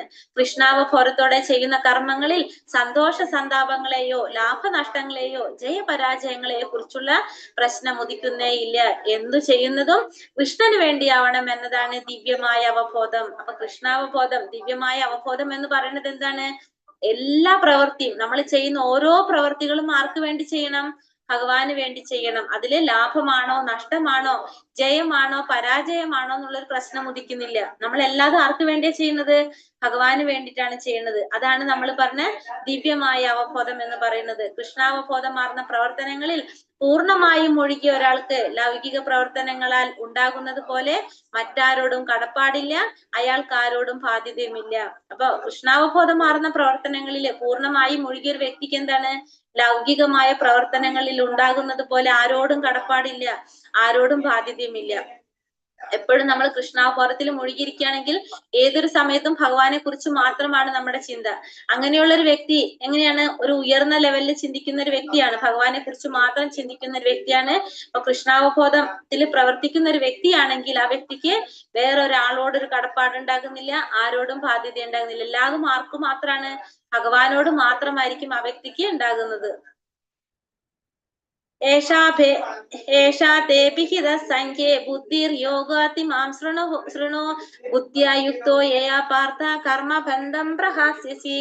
ഇതുവരെ അപഗ്രഥനാത്മകമായ പഠനത്തിലൂടെ ആ ജ്ഞാനത്തെ പറ്റി നിനക്ക് ഞാൻ വിവരിച്ചു തന്നു. ഫലാസക്തി ഇല്ലാത്ത കർമ്മം ചെയ്യുന്നതിനെ പറ്റി ഇനി വിവരിക്കുന്നത് കേൾക്കൂ. അല്ലയോ പാർത്ഥ, ഇതറിഞ്ഞു പ്രവർത്തിച്ചാൽ നിനക്ക് കർമ്മബന്ധങ്ങളിൽ നിന്ന് വിമുക്തനാകാം. അപ്പൊ ഇതുവരെ നിനക്ക് എന്താ പറഞ്ഞത്? സാഖ്യയോഗം, അപഗ്രഥനാത്മകമായ പഠനത്തിലൂടെ ആ ജ്ഞാനത്തെ കുറിച്ച് നിനക്ക് ഞാൻ പറഞ്ഞു തന്നു. ഇനി എന്താണ് പറയുന്നത്? ഫലാസക്തി ഇല്ലാതെ ആഗ്രഹിക്കാതെ കർമ്മം ചെയ്യുന്നതിനെ കുറിച്ച് വിവരിക്കുന്നത് കേൾക്കൂ. അല്ലയോ പാർത്ഥ, അർജുനനെ വിളിക്കാണ്, ഇത് അറിഞ്ഞു പ്രവർത്തിച്ചാൽ നിനക്ക് കർമ്മത്തിന്റെ ബന്ധനങ്ങളിൽ നിന്ന് നിനക്ക് എന്താവും? അതിൽ നിന്ന് വിമുക്തനാകാനായിട്ട് സാധിക്കും, എല്ലാത്തിൽ നിന്നും മുക്തി നേടാനായിട്ട് സാധിക്കും. ആത്മാവിന്റെ ശരിയായ സ്വഭാവത്തെ വിവരിക്കുന്ന തത്വശാസ്ത്രമാണ് സാഖ്യയോഗം. ഇന്ദ്രിയ നിയന്ത്രണത്തിന്റെയും ആത്മാവിനെയും കുറിച്ച് ഉള്ള ആ സ്വഭാവത്തെ വിവരിക്കുന്ന ശാസ്ത്രം, അതാണ് സാഖ്യയോഗം എന്ന് പറയുന്നത്. യുദ്ധം ചെയ്യാതിരിക്കാനുള്ള അർജുനന്റെ നിശ്ചയം ഇന്ദ്രിയ സുഖത്തിന്റെ അടിസ്ഥാനത്തിലുള്ളതാണ്. അപ്പൊ അർജുനൻ എന്തുകൊണ്ടാണ് യുദ്ധം ചെയ്യാതിരിക്കുന്നത്? തന്റെ ബന്ധുക്കളും സുഹൃത്തുക്കളും മരണപ്പെടുമല്ലോ എന്നാലോചിച്ച്, തന്റെ ആചാര്യന്മാർക്ക് ഗുരുക്കന്മാർക്ക് മരണം സംഭവിക്കും എന്നുള്ളത് ആലോചിച്ച്, അത് എന്തുകൊണ്ടാണ് അത് വരുന്നത്? തന്റെ ഇന്ദ്രിയ സുഖം, തന്റെ ഇന്ദ്രിയ സുഖത്തിന്റെ അടിസ്ഥാനത്തിലാണ് അങ്ങനെ ചിന്തിക്കുന്നത്. അപ്പൊ അതാണ് അർജുനൻ തീരുമാനമെടുക്കുന്നത് യുദ്ധം ചെയ്യണില്ല എന്ന്. കാരണം ആ ഇന്ദ്രിയ സുഖത്തിന് വേണ്ടിയിട്ടാണ് അങ്ങനെ ചിന്തിക്കുന്നത്. നേഹാഭിക്രമിനാശോസ്തി പ്രത്യവായോ ന വിദ്യത്തെ സ്വൽപമഭ്യസ്യ ധർമ്മസ്യ ത്രായത്തെ മഹതോ ഭയാത്. നഷ്ടമോ ലാഭമോ ഈ ഉദ്യമത്തിലില്ല. ഈ വഴിക്കുള്ള ചെറിയൊരു മുന്നേറ്റവും മഹാഭയങ്ങളിൽ നിന്ന് രക്ഷ നൽകുന്നു. അപ്പോ ഈ ഉദ്യമത്തിൽ എന്തില്ല? നഷ്ടവും ഇല്ല, ലാഭവും ഇല്ല. ചെറിയൊരു മുന്നേറ്റം പോലും മഹാഭയങ്ങളിൽ നിന്ന് രക്ഷ നൽകുന്നു എന്ന് പറഞ്ഞപ്പോ, ഇനിയിപ്പോ നമ്മൾ പറഞ്ഞു എന്തിനെ കുറിച്ചാണ് പറഞ്ഞത്? കൃഷ്ണാവബോധത്തെ കുറിച്ചാണ് പറഞ്ഞു തരാൻ പോകുന്നതെന്ന് ഇപ്പൊ കഴിഞ്ഞ ശ്ലോകത്തിൽ കണ്ടു. അപ്പൊ ആ കൃഷ്ണാവബോധത്തിൽ നമുക്ക് എന്താണ്? നഷ്ടവും ഇല്ല, ലാഭവും ഇല്ല. ചെറിയൊരു കാര്യം ചെയ്താൽ തന്നെ എന്താണ്? മഹാഭയങ്ങളിൽ നിന്ന് നമുക്ക് രക്ഷ നൽകുകയാണ് ചെയ്യുന്നത്. നമ്മള് ഒന്നാമത്തെ ലെവലിൽ കണ്ടിരുന്നു അല്ലെ? ആരാണ്? അണ്ണാറക്കണ്ണൻ ശ്രീരാമസ്വാമിക്ക് സഹായം ചെയ്യുന്നതിനെ പറ്റി പറഞ്ഞു. അതായത് ചെറിയൊരു സഹായം ചെയ്താൽ പോലും അതെന്ന് പറഞ്ഞാൽ സ്വൽപ്പം അഭ്യസ്യ ധർമ്മസ്യ ത്രായത്തെ മഹതോ ഭയാത്, വലിയ മഹാഭയങ്ങളിൽ നിന്ന് നമുക്ക് രക്ഷ നൽകാണ് ചെയ്യുന്നത്. കൃഷ്ണാവബോധത്തോടെ അഥവാ ഇന്ദ്രിയ സംതൃപ്തിയെ കാക്ഷിക്കാതെ കൃഷ്ണന് വേണ്ടി മാത്രം ചെയ്യുന്നതാണ് കർമ്മത്തിന്റെ ഇന്ദ്രിയ വൈശിഷ്ട്യം. അത്തരം പ്രവർത്തനങ്ങൾക്ക് വിഘ്നങ്ങൾ ഉണ്ടാകുന്നില്ല, ഒരിക്കലും അവ നഷ്ടത്തിൽ കലാശിക്കുന്നില്ല. ഇപ്പൊ കൃഷ്ണാവബോധത്തോടെ അല്ലെങ്കിൽ നമ്മള് ഇന്ദ്രിയ സംതൃപ്തി ആഗ്രഹിക്കാതെ നമ്മൾ ഭഗവാന് വേണ്ടി മാത്രം കർമ്മം ചെയ്യുകയാണെങ്കിൽ അതാണ് എന്ത് പറയുന്നത്? കർമ്മത്തിന്റെ ഏറ്റവും വിശേഷമായ കാര്യം. കർമ്മം ചെയ്യുന്നത് ആർക്ക് വേണ്ടിയായിരിക്കണം? ഭഗവാന് വേണ്ടിയായിരിക്കണം. അതാണ് കർമ്മത്തിന്റെ അതീന്ദ്രിയമായ വൈശിഷ്ട്യം എന്ന് പറയുന്നത്. അത്തരത്തിലുള്ള പ്രവർത്തനങ്ങൾ എന്തുണ്ടാവുന്നില്ല? ഒരിക്കലും വിഘ്നങ്ങൾ ഉണ്ടാകുന്നില്ല, ഒരിക്കലും അത് നഷ്ടത്തിൽ കലാശിക്കുന്നുമില്ല. അതിനൊരു ഉദാഹരണം നമുക്ക് പറയാം. നമ്മളിപ്പോ ഈ ഒരു ജന്മത്തില് നമ്മൾ എത്രയാണോ നമ്മൾ കൃഷ്ണാവബോധം പ്രാക്ടീസ് ചെയ്യണത്, അല്ലെങ്കിൽ ചെറിയൊരു എക്സാമ്പിൾ, നമ്മൾ ശ്ലോകങ്ങൾ പഠിക്കാന്ന് വിചാരിക്കും. ഭഗവത്ഗീതയിലെ ശ്ലോകങ്ങൾ നമ്മൾ മനപ്പാഠാക്കാണ്. അത് കഴിഞ്ഞ് നമ്മള് മരണപ്പെട്ടുപോയി, അടുത്തൊരു ജന്മം നമുക്ക് കിട്ടുമ്പോ നമ്മള് മനപ്പാഠാക്കിയ ശ്ലോകം നമുക്ക് എന്താണ്? അത് നമുക്ക് ഓർക്കാൻ സാധിക്കും. നമ്മൾ കണ്ടിട്ടുണ്ടാവും ചെറിയ കുട്ടികള് വളരെ ചെറിയ പ്രായത്തിൽ തന്നെ ഭഗവത്ഗീത ഭാഗവതത്തിലെ ശ്ലോകങ്ങളൊക്കെ ചൊല്ലുന്നത് നമ്മൾ കേട്ടിട്ടുണ്ടാവും. കാരണം കഴിഞ്ഞ ജന്മത്തിൽ അവരെന്ത് ചെയ്തിട്ടുണ്ട്? അത് ബൈഹാർട്ട് ചെയ്ത് വെച്ചിട്ടുണ്ടാവും. അപ്പൊ അവർക്ക് എന്താണ്? ഈ ഒരു ജന്മത്തിൽ അവർക്ക് പെട്ടെന്ന് തന്നെ അത് കേൾക്കുമ്പോഴേക്കും അവർക്ക് അത് ഓർമ്മ വരും. അങ്ങനെ അത് നമ്മള് മറ്റുള്ള കാര്യങ്ങൾക്കൊന്നുമില്ല, കൃഷ്ണാവബോധത്തോടെ ചെയ്യുന്ന പ്രവർത്തനങ്ങൾക്ക് അടുത്ത സെൻസ് പറയുന്നുണ്ട്. കൃഷ്ണാവബോധത്തോടെ അനുഷ്ഠിക്കുന്ന പ്രവർത്തനം കേവലം 1% പോലും അതിന് പൂർണ്ണമായ ഫലം ലഭിക്കുന്നു. കൃഷ്ണാവബോധത്തോടുള്ള പ്രവർത്തനമാകട്ടെ ദേഹനാശത്തിന് ശേഷവും ഒരാളെ കൃഷ്ണാവബോധത്തിലേക്ക് നയിക്കുന്നു. അപ്പോ കൃഷ്ണാവബോധത്തോടെ നമ്മൾ എന്തൊരു പ്രവൃത്തി ചെയ്താലും, നമ്മളെ ദേഹം നശിച്ചു പോയാലും നമ്മൾ എന്താണ്? ആ ചെയ്യുന്ന പ്രവൃത്തി നമ്മളെ വീണ്ടും അതിലേക്ക് നയിക്കുകയാണ് ചെയ്യുന്നത്. പക്ഷെ ഇപ്പൊ നമ്മളൊരു ഡോക്ടർ MBBS പഠിച്ചു, MD കഴിഞ്ഞു, ഇതൊക്കെ കഴിഞ്ഞ് വലിയ നല്ലൊരു ഡോക്ടറായി. ആ ഡോക്ടർ മരണപ്പെട്ട് കഴിഞ്ഞ് അടുത്തൊരു ജന്മം സ്വീകരിക്കുമ്പോൾ അയാളുടെ MBBSന്റെ സർട്ടിഫിക്കറ്റോ എന്തെങ്കിലും അയാൾക്ക് വല്ല ഗുണമുണ്ടോ? ഇല്ല. ഒന്നാമത്തെ ക്ലാസ് തൊട്ട് വീണ്ടും പഠിച്ചിട്ട് MBBSന്റെ ഡിഗ്നിറ്റി എഴുതി പരീക്ഷ എഴുതി പാസ്സായിട്ട് വേണം ഡോക്ടർ ആവാനായിട്ട്. പക്ഷെ കൃഷ്ണാവബോധത്തോടെ ചെയ്യണം ഭക്തിയുത സേവനത്തിന് അങ്ങനെയല്ല. എങ്ങനെയാണ്? നമ്മൾ മരണപ്പെട്ടു പോയി കഴിഞ്ഞാലും അടുത്തൊരു ജന്മം നമുക്ക് കിട്ടുമ്പോ നമുക്ക് ഇപ്പൊ 10 വരെ നമ്മൾ ചെയ്തിട്ടുണ്ടെങ്കിൽ അടുത്ത ജന്മത്തില് 11 തൊട്ട് നമ്മൾ തുടങ്ങിയാൽ മതി. 1 തുടങ്ങേണ്ട ആവശ്യമില്ല, 11 തുടങ്ങേണ്ടത്. അതിനൊരിക്കലും എന്ത് സംഭവിക്കുന്നില്ല? അതിന് നാശം സംഭവിക്കുന്നില്ല എന്നാ പറയുന്നത്. എന്തുകൊണ്ടാണ് അതിന് നാശം സംഭവിക്കാത്തത്? ആലോചിച്ചിട്ടുണ്ടോ? ഒന്ന് മനസ്സിലാക്കി സാധിക്കോ പറയാനായിട്ട്? എന്തുകൊണ്ടായിരിക്കും അതിന് നാശം സംഭവിക്കില്ല എന്ന് പറയുന്നതിന്റെ കാരണം? ഭക്തിയുടെ സേവനം നമ്മൾ ചെയ്യുന്ന പോയ എല്ലാവരും ഹരേ ഇല്ല, കൃഷ്ണ ഉണ്ട്, ഇല്ല കേൾക്കുന്നുണ്ട്. മാതാജി, ഉണ്ട്. എന്തുകൊണ്ടായിരിക്കും ആലോചിച്ചില്ല? ഭൗതികമായ സുഖം കാണിച്ചല്ല, ആത്മീയമായ പരമാത്മാവിന് നാശം സംഭവിക്കുന്നില്ല. പരമാത്മാവിന് ഈ പ്രവർത്തനങ്ങൾ ചെയ്യണ എന്തുകൊണ്ടാണ്? നമ്മള് ഭൗതികമായ കാര്യങ്ങൾ നമ്മളെ ആരെ സന്തോഷിപ്പിക്കാനാ ചെയ്യുന്നത്? നമ്മളെ ഇന്ദ്രിയങ്ങളെ സന്തോഷിപ്പിക്കാനാ ചെയ്യുന്നത് അല്ലേ? പക്ഷെ ഭക്തി പ്രാക്ടീസ് ഭക്തി ചെയ്യണത് ആർക്കാണ് പ്യൂരിഫൈ കിട്ടുന്നത് അവിടെ ഭക്തി ചെയ്യുമ്പോൾ?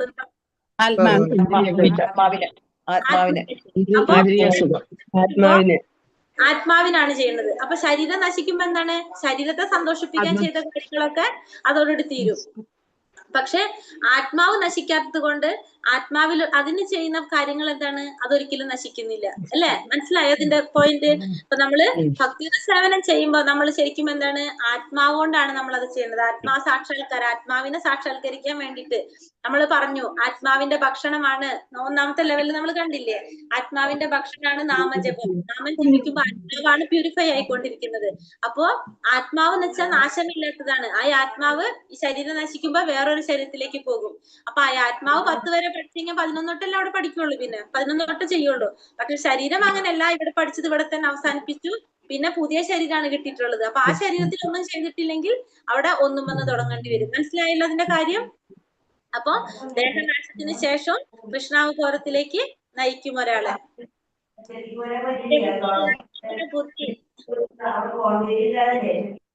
എല്ലാവരും ധാരണത് വ്യവസായാത്മിക ബുദ്ധി രേഖേഹ കുരു നന്ദന ബഹുശാഖ ഹന്യന്താശ ബുദ്ധയോ വ്യവസായിനാം. ഈ വഴിക്ക് പോകുന്നവർ നിശ്ചയദാർഢ്യമുള്ളവരാണ്. ലക്ഷ്യവും ഒന്നു മാത്രം. കുരുനന്ദന ദൃഢനിശ്ചയം ഇല്ലാത്തവരുടെ ബുദ്ധിയാകട്ടെ പല ശാഖകളോട് കൂടിയതാണ്. അപ്പൊ ഈ വഴിക്ക് പോകുന്നവരെ, ഏത് വഴിക്ക് പോകുന്നവരെ കുറിച്ചാ പറയുന്നത്? കൃഷ്ണാവബോധത്തിലൂടെ പോകുന്നവര് നിശ്ചയദാർഢ്യമുള്ളവരായിരിക്കും. അവരുടെ ലക്ഷ്യം എന്താണ്? ഒരേ ഒരു ലക്ഷ്യം എന്താണ്? ആത്മസാക്ഷാത്കാരം, ഭഗവാനെ സാക്ഷാത്കരിക്കുക എന്നുള്ളതാണ് അവരുടെ ലക്ഷ്യം. ദൃഢനിശ്ചയമില്ലാത്തവരുടെ ബുദ്ധിയാണെങ്കിലോ പല ശാഖകളോട് കൂടിയതായിരിക്കും. അപ്പൊ അവർക്ക് ഇവിടേക്ക് പോണോ അവിടേക്ക് പോണോ എന്നൊന്നും അവർക്കൊരു നിശ്ചയവും ഉണ്ടാവില്ല. കൃഷ്ണാവബോധത്തിലൂടെ ജീവിത പരിപൂർണതയുടെ ഔന്നത്യത്തിലേക്ക് ഉയർത്തപ്പെടുമെന്ന ഒരാളുടെ ദൃഢമായ വിശ്വാസത്തെയാണ് വ്യവസായാത്മിക ബുദ്ധി എന്ന് പറയുന്നത്. പൂർവ്വജന്മങ്ങളിൽ ചെയ്ത നല്ലതോ ചീത്തയോ ആയ കർമ്മങ്ങളുടെ ഫലാനുഭവങ്ങളെ കാമ്യ കർമ്മങ്ങൾ എന്ന് പറയുന്നു.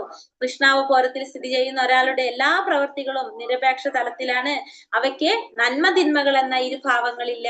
കൃഷ്ണാവബോധത്തിൽ പ്രവർത്തിക്കുന്ന ഒരാൾക്ക് വ്യക്തി, കുടുംബം, സമൂഹം, രാഷ്ട്രം, മനുഷ്യ സമുദായം എന്ന് വേണ്ട ഏവർക്കും ഉത്തമമായ സേവനം അർപ്പിക്കുവാൻ സാധിക്കും. ഒരാളുടെ പ്രവർത്തനം കൊണ്ട് കൃഷ്ണൻ സംതൃപ്തനാണെങ്കിൽ എല്ലാവരും സന്തുഷ്ടരായിക്കൊള്ളും. അപ്പോ എന്താ പറഞ്ഞ വ്യവസായാത്മിക ബുദ്ധി എന്ന് പറഞ്ഞാൽ എന്താണ്? കൃഷ്ണാവബോധത്തിലൂടെ ജീവിത പരിപൂർണതയുടെ ഔന്നത്യത്തിലേക്ക് ഉയർത്തപ്പെടുന്ന ഒരാളുടെ ദൃഢവിശ്വാസം. അപ്പൊ കൃഷ്ണാവബോധം പരിശീലിച്ച് ജീവിതത്തിന്റെ ആ പരിപൂർണതയിലേക്ക് എത്തുക. അങ്ങനെ എത്തുന്ന ഒരാളുടെ ദൃഢവിശ്വാസത്തെയാണ് നമ്മൾ എന്ത് പറയുന്നത്? വ്യവസായാത്മിക ബുദ്ധി എന്ന് പറയുന്നത്. പിന്നെ പൂർവ്വജന്മങ്ങളില് നമ്മൾ നല്ലതോ ചീത്തയായിട്ടുള്ള കർമ്മങ്ങളുടെ ഫല അനുഭവങ്ങളാണ് എന്ത്? കാമ്യകർമ്മങ്ങൾ എന്ന് പറയുന്നത്. കാമ്യകർമ്മങ്ങള് കൃഷ്ണാവബോധത്തിൽ സ്ഥിതി ചെയ്യുന്ന ഒരാളുടെ പ്രവൃത്തികൾ എപ്പോഴും എങ്ങനെയായിരിക്കും? നിരപേക്ഷ തലത്തിലായിരിക്കും. ഒരു ദ്വന്ദ്ഭാവങ്ങളൊന്നും ഉണ്ടാവില്ല. അതായത് നന്മകളോ തിന്മകളോ ആഗ്രഹിക്കുന്നില്ല, ഗുണോ ദോഷോ ആഗ്രഹിക്കുന്നില്ല, ശരി തെറ്റ് ഇതൊന്നും ചിന്തിക്കുന്നില്ല, ജയവും പരാജയം അതൊന്നും കാണുന്നില്ല. കൃഷ്ണാവബോധത്തിലുള്ള ഒരു വ്യക്തി എല്ലാത്തിനെയും സമഭാവനയോടെ ആയിരിക്കും കണ്ടുപോകുന്നത്.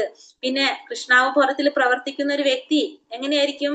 അയാളുടെ പ്രവർത്തനം കൊണ്ട് ഭഗവാൻ സംതൃപ്തനാണെങ്കിൽ എല്ലാവർക്കും സംതൃപ്തി കിട്ടും. അയാളുടെ ചുറ്റുമുള്ള എല്ലാവർക്കും സംതൃപ്തി കിട്ടും. ഇപ്പൊ നമ്മളെ വീട്ടിൽ നമ്മളൊരാള് മാത്രം ഭഗവാന്റെ നാമം ജപിക്കാണ്, ഭഗവാന്റെ കീർത്തനങ്ങൾ ചെയ്യാണ്, ഭഗവാന്റെ എന്താ പറയാ ഭഗവത്ഗീത പഠിക്കാണ്, ഭാഗവതം പഠിക്കാണ് ചെയ്യണമെങ്കിൽ നമ്മളെ ചുറ്റും ഒരു വലയുണ്ടാകുന്നു മാത്രമല്ല, ഭഗവാൻ നമ്മളിൽ സംതൃപ്തനാണെങ്കിൽ നമ്മുടെ ചുറ്റും ഒരു വലയുണ്ടാകുന്നു മാത്രമല്ല, എന്താണ്?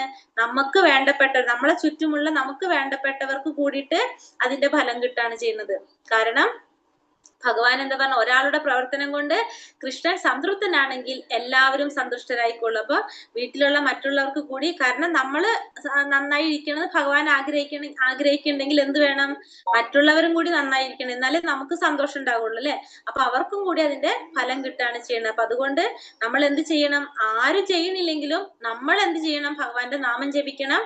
ഭഗവാന്റെ എന്തൊക്കെ നമുക്ക് സേവനം ചെയ്യാൻ സാധിക്കുമോ അതൊക്കെ നമ്മൾ ചെയ്തുകൊണ്ടിരിക്കുക. അപ്പൊ സ്വാഭാവികമായിട്ടും മറ്റുള്ളവരിലേക്കും അത് അറിയാതെ പടർന്നുകൊണ്ടേയിരിക്കും. അത്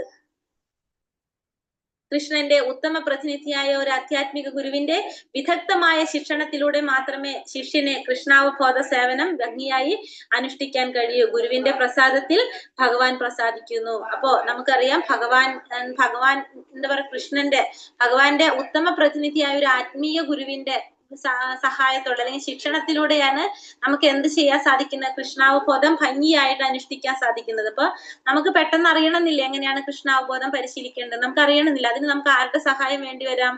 ഒരു ഗുരുവിന്റെ സഹായം വേണ്ടി വരും. ഇപ്പൊ അർജുനൻ ഭഗവാനെ സ്വീകരിച്ച പോലെ അതേപോലെ ഒരു ഗുരുവിന്റെ സഹായം നമുക്ക് വേണ്ടി വരും. അപ്പൊ ആ ഗുരു നമുക്ക് എന്ത് പറഞ്ഞു തരും, എങ്ങനെയാണ് നമുക്ക് ഓരോ കാര്യങ്ങളും ചെയ്യേണ്ടത് എന്ന്, ആ ഭക്തി പ്രാക്ടീസ് ചെയ്യേണ്ടതെന്ന് നമുക്ക് പറഞ്ഞു തരും. അപ്പൊ നമുക്കത് ഭംഗിയായിട്ട് അനുഷ്ഠിക്കാൻ സാധിക്കും. അപ്പൊ ആര് പ്രസാദിക്കുകയാണ് അതില്? ഗുരുവിന്റെ പ്രസാദത്താൽ ഭഗവാൻ പ്രസാദിക്കുന്നു. കാരണം ഈ കലിയുഗത്തിൽ അല്ലെങ്കിൽ ഈ ഭൗതിക ലോകത്തില് ഗുരു എന്ന് പറയുന്നത് ഭഗവാന്റെ പ്രതിനിധിയാണ്. നമുക്ക് പ്രത്യക്ഷത്തിൽ കാണുന്ന ഭഗവാനാണ് അല്ലെങ്കിൽ ദൈവമാണ് ആര്? ഗുരു എന്ന് പറയുന്നത്. പ്രതിനിധിയല്ല, ഭഗവാൻ തന്നെയാണ് ഗുരു എന്നാണ് ഭാഗവതത്തിൽ പറഞ്ഞിരിക്കുന്നത് ഭഗവാൻ. അപ്പൊ അതുകൊണ്ട് തന്നെ എന്ത് ചെയ്യാ, ഗുരു പ്രസാദിച്ചു കഴിഞ്ഞാൽ എന്താണ്, ഭഗവാനും പ്രസാദിക്കുകയാണ് ചെയ്യുന്നത്. യാമി മാം പുഷ്പിതാം വാചം പ്രവദന്ത്യ വിപശ്ചിതഃ വേദാവാതാരദാ പാർത്ഥ നാന്യദസ്തീതി വാദിനഃ കാമാത്മാന സ്വർഗപരാ ജന്മ കർമാ ഫലപ്രദാം ക്രിയാവിശേഷ ബഹുലാം ഭോഗൈശ്വര്യ ഗതിം പ്രതീന സ്വർഗലോക പ്രാപ്തി, ധന്യമായ പുനർജന്മം, പ്രഭാവം എന്നിവയ്ക്ക് വേണ്ടി വിവിധ കർമ്മങ്ങൾ ഫലകാംക്ഷയോടെ ചെയ്യാൻ നിർദ്ദേശിക്കുന്ന വേദസൂക്തങ്ങളാൽ അല്പബുദ്ധികൾ അത്യന്തം ആസക്തരാകുന്നു. ഇന്ദ്രിയ സുഖപൂർത്തിയെയും ഐശ്വര്യ ജീവിതത്തെയും ആഗ്രഹിക്കുന്നവർ അവർ അവയേക്കാൾ ഉത്കൃഷ്ടമായി ഒന്നുമില്ലെന്ന് വാദിക്കുന്നു. അപ്പൊ സ്വർഗലോക പ്രാപ്തി, ധന്യമായ പുനർജന്മം, പ്രഭാവം എന്നിവയ്ക്ക് വേണ്ടി വിവിധ കർമ്മങ്ങൾ ഫലകാംക്ഷയോടെ ചെയ്യാൻ നിർദ്ദേശിക്കുന്ന വേദസൂക്തങ്ങളാൽ അല്പബുദ്ധികൾ അത്യന്തം ആസക്തരാകുന്നു. അപ്പോ വേദസൂക്തങ്ങളില് എന്തൊക്കെ പറയുന്നുണ്ടാവും? ഈ പറഞ്ഞ പോലെ തന്നെ സ്വർഗം ലഭിക്കണമെങ്കിൽ എന്തൊക്കെ ചെയ്യണം, പുനർജന്മം, ധന്യമായിട്ടുള്ള പുനർജന്മം കിട്ടാനായിട്ട്.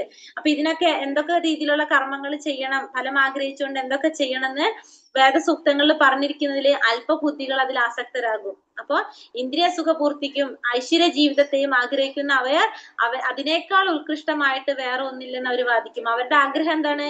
ഇന്ദ്രിയ സംതൃപ്തി, ഇന്ദ്രിയ സുഖ സംതൃപ്തിയാണ്, അല്ലെങ്കിൽ ഐശ്വര്യമായ ജീവിതമാണ് അവർ ആഗ്രഹിക്കുന്നതെങ്കിൽ അതിനേക്കാൾ ശ്രേഷ്ഠമായിട്ടുള്ളത്, ഉത്കൃഷ്ടമായിട്ടത് ഒന്നും ഇല്ലെന്ന് അവര് വാദിക്കും. പക്ഷെ ഭഗവാൻ എല്ലാം തികഞ്ഞവനാണ് ഭഗവാൻ, അല്ലെ? ഭഗവാൻ ഉണ്ടെങ്കിൽ നമുക്ക് വേറെ ഒന്നിനെ കുറിച്ച് ചിന്തിക്കേണ്ട ആവശ്യമില്ല. ഭഗവാൻ എന്ന് പറഞ്ഞാൽ നമുക്കൊരു ഡെഫിനിഷൻ പഠിച്ചിട്ടുണ്ടായിരുന്നു. എന്താണ്? സമ്പത്ത്, ശക്തി, യശസ്, ജ്ഞാനം, ത്യാഗം, അല്ലെ? ഈ സൗന്ദര്യം, ഇതെല്ലാം ഒത്തിണങ്ങിയ വ്യക്തിയാണ് ആര്? ഭഗവാൻ എന്ന് പറയുന്നത്. നമ്മൾ പറഞ്ഞു ആ ഭഗവാൻ ഉണ്ടെങ്കിൽ വേറെ ഒന്നിന്റെ ആവശ്യമില്ല, വേറെ ഒന്നിനും എല്ലാം പരിപൂർണമാണെന്ന് ആർക്ക് മനസ്സിലാകുന്നില്ല? ഈ അല്പബുദ്ധികൾക്ക് അറിയാൻ സാധിക്കുന്നില്ല. സാധാരണ മനുഷ്യർ അറിവില്ലായ്മ കാരണം വേദങ്ങളുടെ കർമ്മകാണ്ഡങ്ങളിൽ നിർദ്ദേശിക്കപ്പെടുന്ന ഫലേച്ഛാപൂർവകങ്ങളായ കർമ്മങ്ങളാൽ അത്രയും ആസക്തരാണ്. അപ്പൊ അറിവില്ലായ്മ കൊണ്ട് എന്താ ചെയ്യുന്നത്? കർമ്മകാണ്ഡങ്ങളിൽ നിർദ്ദേശിച്ചിട്ടുള്ള പ്രവർത്തനങ്ങളിൽ ഏർപ്പെടുകയാണ് ചെയ്യുന്നത്. അതിൽ ആസക്തരായി അനുഭവജ്ഞാനം കുറഞ്ഞ അക്കൂട്ടർക്ക് കൃഷ്ണാവബോധത്തോടെ സുനിശ്ചിത കർമ്മത്തിൽ മനസ്സുറപ്പിക്കാൻ പ്രയാസം കൂടും. അപ്പൊ ഇത്തരത്തില് പ്രവർത്തികൾ ചെയ്യുന്നവർക്ക് കൃഷ്ണാവബോധത്തോടെ കർമ്മം ചെയ്യാനായിട്ട് അവർക്ക് പ്രയാസം കൂടുതലായിരിക്കും. അവർക്ക് എന്താണ് ഇഷ്ടം? ഭൗതികമായ സുഖാനുഭവങ്ങൾ. അതിനു വേണ്ടിയിട്ട് അവർ ഈ വേദങ്ങളിൽ പറഞ്ഞിരിക്കുന്ന കർമ്മകാണ്ഡങ്ങളിൽ നിർദ്ദേശിച്ചിരിക്കുന്ന കർമ്മങ്ങളൊക്കെ ചെയ്യാനായിട്ടായിരിക്കും അവർക്ക് താല്പര്യം ഉണ്ടാവുക. കൃഷ്ണാവബോധത്തിൽ അവർക്ക് താല്പര്യം ഉണ്ടാവണമെന്നില്ല. മാതാജി ഒരു സംശയം. മാതാജി, ക്രിയാവിശേഷം ബഹുല ഭോഗൈശ്വര്യ ഗതിം പ്രതി എന്ന പുസ്തകത്തിൽ മാതാജി പറഞ്ഞപ്പോ ഞാനും അതോടെ ഞാൻ പറഞ്ഞത് പതിയല്ല പ്രതിയാന്ന് പറഞ്ഞത്. അപ്പൊ ശരി ശരി മാതാജി. കാരണം പ്രതിയാണ് കറക്റ്റ്, ബുക്കിലെ കറക്റ്റ് ആണ്. ഇത് സ്ലൈഡ് ഉണ്ടാക്കിയപ്പോ അവര് തെറ്റി പോണത് അത് കേട്ടോ. ബുക്കിലാണ് കറക്റ്റ് കേട്ടോ, ഇതിലത്തെ നോക്കണ്ട. അങ്ങനെ ചെറിയ മിസ്റ്റേക്കുകൾ പറ്റുന്നതായിരിക്കും അത്. ഭോഗൈശ്വര്യ പ്രസക്താനാം തയാപഹൃത ചേതസാം വ്യവസായാത്മിക ബുദ്ധി സമാധൗനാവിധീയതേ. ഭൗതിക ഐശ്വര്യത്തിലും സുഖാനുഭവങ്ങളിലും അത്യാസക്തരായവർക്കും ഇവകളാൽ പരിഭ്രാന്തരായവർക്കും ഭക്തിപൂർവം ഭഗവത് സേവനം നടത്താൻ വേണ്ട നിശ്ചയദാർഢ്യം ഉണ്ടാവില്ല. അപ്പൊ ഭൗതിക ഐശ്വര്യത്തിലും സുഖാനുഭവങ്ങളിലൊക്കെ അത്യാസക്തി ഉള്ളവർക്ക്, അതുകൊണ്ട് പരിഭ്രാന്തരായവർക്ക്, അവർക്ക് ഒരിക്കലും എന്ത് ചെയ്യാൻ സാധിക്കില്ല?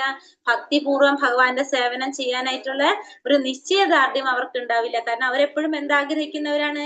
ഇന്ദ്രിയ സന്തോഷങ്ങൾ ആഗ്രഹിക്കുന്നവരാണ്. അവർക്ക് സമാധി, ഉറച്ച മനസ്സൊന്നും അവർക്ക് ഉണ്ടാകില്ല. ത്രൈഗുണ്യ വിഷയ വേദ നിസ്ത്രൈഗുണ്യോ ഭവാർജുന നിർദ്ദന്തോ നിത്യസത്വസ്ഥോ നിർയോഗക്ഷേമ ആത്മവാൻ. പ്രകൃതിയുടെ 3 ഗുണങ്ങളാണ് വേദങ്ങളുടെ മുഖ്യ വിഷയം. അർജുന, നീ അവയെ അതിക്രമിക്കണം.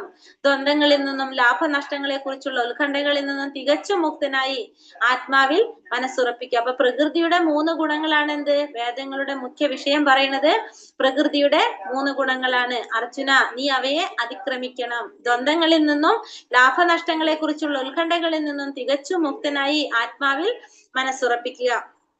അപ്പൊ ഭൗതിക പ്രകൃതിയുടെ 3 ഗുണങ്ങളാണ് വേദങ്ങളുടെ മുഖ്യ വിഷയം എന്ന് പറയുന്നത്. ഏതാണ്? സത്വഗുണം, രജോ ഗുണം, തമോ ഗുണം. ഇതാണ് വേദങ്ങളുടെ മുഖ്യ വിഷയം. അതുകൊണ്ട് അർജുനനോട് പറയാണ്, നീ എന്ത് ചെയ്യണം? അതിനെ അതിക്രമിക്കണം. മാത്രമല്ല, നിന്നെ എന്തിൽ മുക്തനായിരിക്കാൻ വേണം? ദ്വന്ദ്ങ്ങളിൽ നിന്ന് മുക്തനായിരിക്കണം. ലാഭങ്ങളിൽ നിന്ന്, നഷ്ടങ്ങളിൽ നിന്ന്, അതിനെക്കുറിച്ചുള്ള ഉത്കണ്ഠകള്, ലാഭമോ നഷ്ടമോ ജയോ പരാജയോ അങ്ങനത്തെ കാര്യങ്ങളിൽ നിന്ന് മുക്തനായിരിക്കണം. ഉത്കണ്ഠകളിൽ നിന്ന് മുക്തനായി എന്തിലുറപ്പിക്കുക? മനസ്സ്, ആത്മാവിൽ മനസ്സുറപ്പിക്കണമെന്ന് പറയാണ് ഇവിടെ. അർജുനൻ അതീന്ദ്രിയ മേഖലയിലേക്ക് ഉയരണമെന്നാണ് കൃഷ്ണൻ ഉപദേശിക്കുന്നത്. അതിനായുള്ള ആദ്യത്തെ കാൽവെപ്പാണ് ബ്രഹ്മജിജ്ഞാസ അഥവാ സർവോന്നതമായതിനെ കുറിച്ച് അറിയാനുള്ള ആഗ്രഹം. അപ്പോ ഉന്നതിലേക്ക്, എന്താ പറയാ, അതീന്ദ്രിയ മേഖലയിലേക്ക് ഉയരണമെങ്കിൽ, ഏറ്റവും ടോപ്പിലേക്ക് ഉയരണമെങ്കിൽ ആരാണ് ഏറ്റവും ടോപ്പില്? ഭഗവാനാണ്. ആ ഭഗവാനെ കുറിച്ച്, ആ സർവോന്നതമായതിനെ കുറിച്ചുള്ള അറിയാനുള്ള ആഗ്രഹം ആർക്കുണ്ടാവണം? അർജുനൻ ഉണ്ടാവണം. സുഖ ദുഃഖങ്ങളെയും ശീതോഷ്ണങ്ങളെയും പോലുള്ള ദ്വന്ദ്ങ്ങളെ തിദീക്ഷയോടെ നേരിടാൻ പരിശീലിക്കണം. അങ്ങനെ ദ്വന്ദ്ങ്ങളെ സഹിക്കാൻ കഴിവ് നേടി ലാഭനഷ്ടങ്ങളെ കുറിച്ചുള്ള ഉത്കണ്ഠയിൽ നിന്ന് മുക്തനാകണം. അപ്പൊ ദ്വന്ദ്ങ്ങളെ സഹിക്കാനായിട്ട് ആര് തയ്യാറാകണം? ഇങ്ങനെ അർജുനനോട് പറയാണ്, തയ്യാറാകണം. പിന്നെ സുഖ ദുഃഖങ്ങളെയും ശീതോഷ്ണങ്ങളെയും പോലുള്ള ദ്വന്ദ്ങ്ങളെ നേരിടാനും സഹിക്കണം. അങ്ങനെ ലാഭനഷ്ടങ്ങളെ കുറിച്ചുള്ള ഉത്കണ്ഠയിൽ നിന്ന് മുക്തനാകണം. പിന്നെ ശീതോഷ്ണങ്ങളെയും സുഖദുഃഖങ്ങളെയും ഒക്കെ നേരിടാനായിട്ട് പരിശീലിക്കണം. തികഞ്ഞ കൃഷ്ണാവബോധത്തോടെ ജീവിക്കുന്നവർക്ക് കൃഷ്ണന്റെ കരുണയെ മാത്രം ആശ്രയിക്കുന്നത് ഈ അതീന്ദ്രിയാവസ്ഥ ലഭ്യമാകുന്നു. അപ്പൊ എങ്ങനെയുള്ളവർക്ക് ഇത് കിട്ടും? സുഖദുഃഖങ്ങളൊന്നും അവരെ ബാധിക്കുന്നില്ല, ശീതോഷ്ണങ്ങൾ അവരെ ബാധിക്കുന്നില്ല, ആ ദ്വന്ദ്ങ്ങളൊന്നും അവരെ ബാധിക്കുന്നില്ല. അങ്ങനെ ആർക്കാണ് കിട്ടുക? കൃഷ്ണാവബോധത്തോടെ ജീവിക്കുന്നവർക്ക്, ഭഗവാന്റെ കാര്യം ആശ്രയിക്കുന്നവർക്ക്. ദ്വന്ദ് മീൻസ് ദ്വന്ദ് വെച്ചിട്ടുണ്ടെങ്കില് രണ്ട് ഭാവങ്ങൾ വരില്ലേ? സുഖം ദുഃഖം രണ്ടെണ്ണം വരില്ലേ? പിന്നെ എന്താ പറയാ, ജയവും പരാജയം അങ്ങനെ പറയില്ലേ നമ്മള്? അതിനാണ് ദ്വന്ദ് എന്ന് പറയാ. 2 ഭാവങ്ങള്, സുഖം ദുഃഖം, ശരി തെറ്റ്, അതാണ് ദ്വന്ദ്ങ്ങൾ എന്ന് പറയുന്നത്. ആ 2 ഭാവങ്ങള്, അതിൽ നിന്ന് നമ്മൾ എന്ത് വേണം? അതിനെ നമ്മൾ നേരിടാനായിട്ട് ശ്രമിക്കണം. സുഖവും ദുഃഖവും നമുക്ക് വേണ്ട, ശീതവും ഉഷ്ണവും 2 വന്നാൽ നമുക്ക് എല്ലാത്തിനെയും ഒരേപോലെ, ഈ ദ്വന്ദ്ങ്ങളെ ഒരേപോലെ കാണാൻ ശ്രമിക്കുക. ദ്വന്ദ്ഭാവങ്ങൾ, സുഖവും ദുഃഖവും. മനസ്സിലായി ഞാൻ പറഞ്ഞ ദ്വന്ദ്ം എന്ന് വെച്ചാൽ എന്താണെന്ന്? ഹരീഷ്ണ മനസ്സിലായി മാതാജി. മനസ്സിലായി. അതിനെ നമ്മൾ എന്ത് ചെയ്യണം? അതിനെ നമ്മൾ നേരിടാനായിട്ട് ശ്രമിക്കുക. അതേപോലെ തന്നെ ലാഭനഷ്ടങ്ങളെ കുറിച്ചുള്ള ഉത്കണ്ഠകൾ, നമുക്ക് എന്തെങ്കിലും ഉത്കണ്ഠ ഉണ്ടാവാൻ പാടില്ല. നമ്മളൊരു കാര്യം ചെയ്തു കഴിഞ്ഞാൽ അല്ലെ നമുക്കത് ലാഭം ഉണ്ടാവോ അത് നഷ്ടം ഉണ്ടാവോ, അങ്ങനത്തെ ഉത്കണ്ഠകൾ നമുക്ക് ഉണ്ടാവാൻ പാടില്ല. അങ്ങനത്തെ ഇതിൽ നമുക്ക് മുക്തനാകണം. ഇത് എങ്ങനെയാണ് സാധിക്കുന്നത്? കൃഷ്ണാവബോധത്തോടെ ജീവിക്കുന്നവർക്ക്, ഭഗവാന്റെ കാരുണ്യത്തെ ആശ്രയിക്കുന്നവർക്ക് ഈ അവസ്ഥയിലേക്ക് എത്താനായിട്ട് സാധിക്കും. യാവാനാർത്ഥ ഉത്പാനെ സർവതാ സംപ്ലുതോതകേ താവാൻ സർവേഷു വേദേഷു ബ്രാഹ്മണസ്യ വിജാനതഃ. ഒരു കൊച്ചു കുളത്തിന് നിറവേറ്റാൻ സാധിക്കുന്ന ആവശ്യങ്ങളെല്ലാം ഒരു വലിയ ജലസംഭരണി കൊണ്ട് നിർവഹിക്കാം. അതുപോലെ വേദങ്ങളിൽ അധിഷ്ഠിതമായതെന്തും അവയുടെ ഉൾപ്പൊരുൾ അറിയുന്നത് കൊണ്ട് നേടാവുന്നതാണ്. അപ്പോ ഒരു കൊച്ചു കുളത്തിന്റെ ആവശ്യം നമുക്ക് എന്തുകൊണ്ടും നടക്കും? ഒരു വലിയ ജലസംഭരണി കൊണ്ട് നടക്കും. അതേപോലെ തന്നെയാണ് വേദങ്ങളും. വേദങ്ങളിൽ പറഞ്ഞിരിക്കുന്ന എല്ലാ കാര്യങ്ങളും നമുക്ക് എങ്ങനെ അറിയാൻ സാധിക്കും? അതിന്റെ ഉൾപ്പൊരുൾ അറിയുന്നത് കൊണ്ടും നമുക്ക് നേടാനായിട്ട് സാധിക്കും. അപ്പൊ വേദങ്ങളില് പറഞ്ഞിരിക്കുന്ന കാര്യങ്ങള്, അതിൽ പറഞ്ഞിരിക്കുന്നത് എന്തോ നമുക്ക് ആ വേദങ്ങളുടെ ഉൾപ്പൊരുൾ അറിയുന്നത് കൊണ്ട് നമുക്ക് നേടാനായിട്ട് സാധിക്കും. അതെങ്ങനെയാണ്? ഇപ്പൊ ഒരു കൊച്ചുകുളത്തിന്റെ ആവശ്യം നമുക്ക് വലിയ ജലസംഭരണി കൊണ്ട് നിറവേറ്റുന്നത് പോലെ തന്നെ ഇപ്പൊ വേദങ്ങളിൽ അധിഷ്ഠിതമായത് എന്തും അതിനെക്കുറിച്ച് മനസ്സിലാക്കുന്നത് കൊണ്ട് നമുക്ക് നേടാവുന്നതാണ്. ആത്മസാക്ഷാത്കാരം എന്നാൽ കൃഷ്ണനും താനുമായുള്ള ശാശ്വത ബന്ധത്തെയും കുറിച്ച് അറിയുകയാണ്. ഭഗവാൻ നാമജപത്തിൽ പരമാനന്ദം കൈക്കൊള്ളുന്നവനാണ് ഉത്തമനായ വേദാന്തി. വൈദിക രഹസ്യത്തിന്റെ അന്തിമ ലക്ഷ്യം അതാണ്.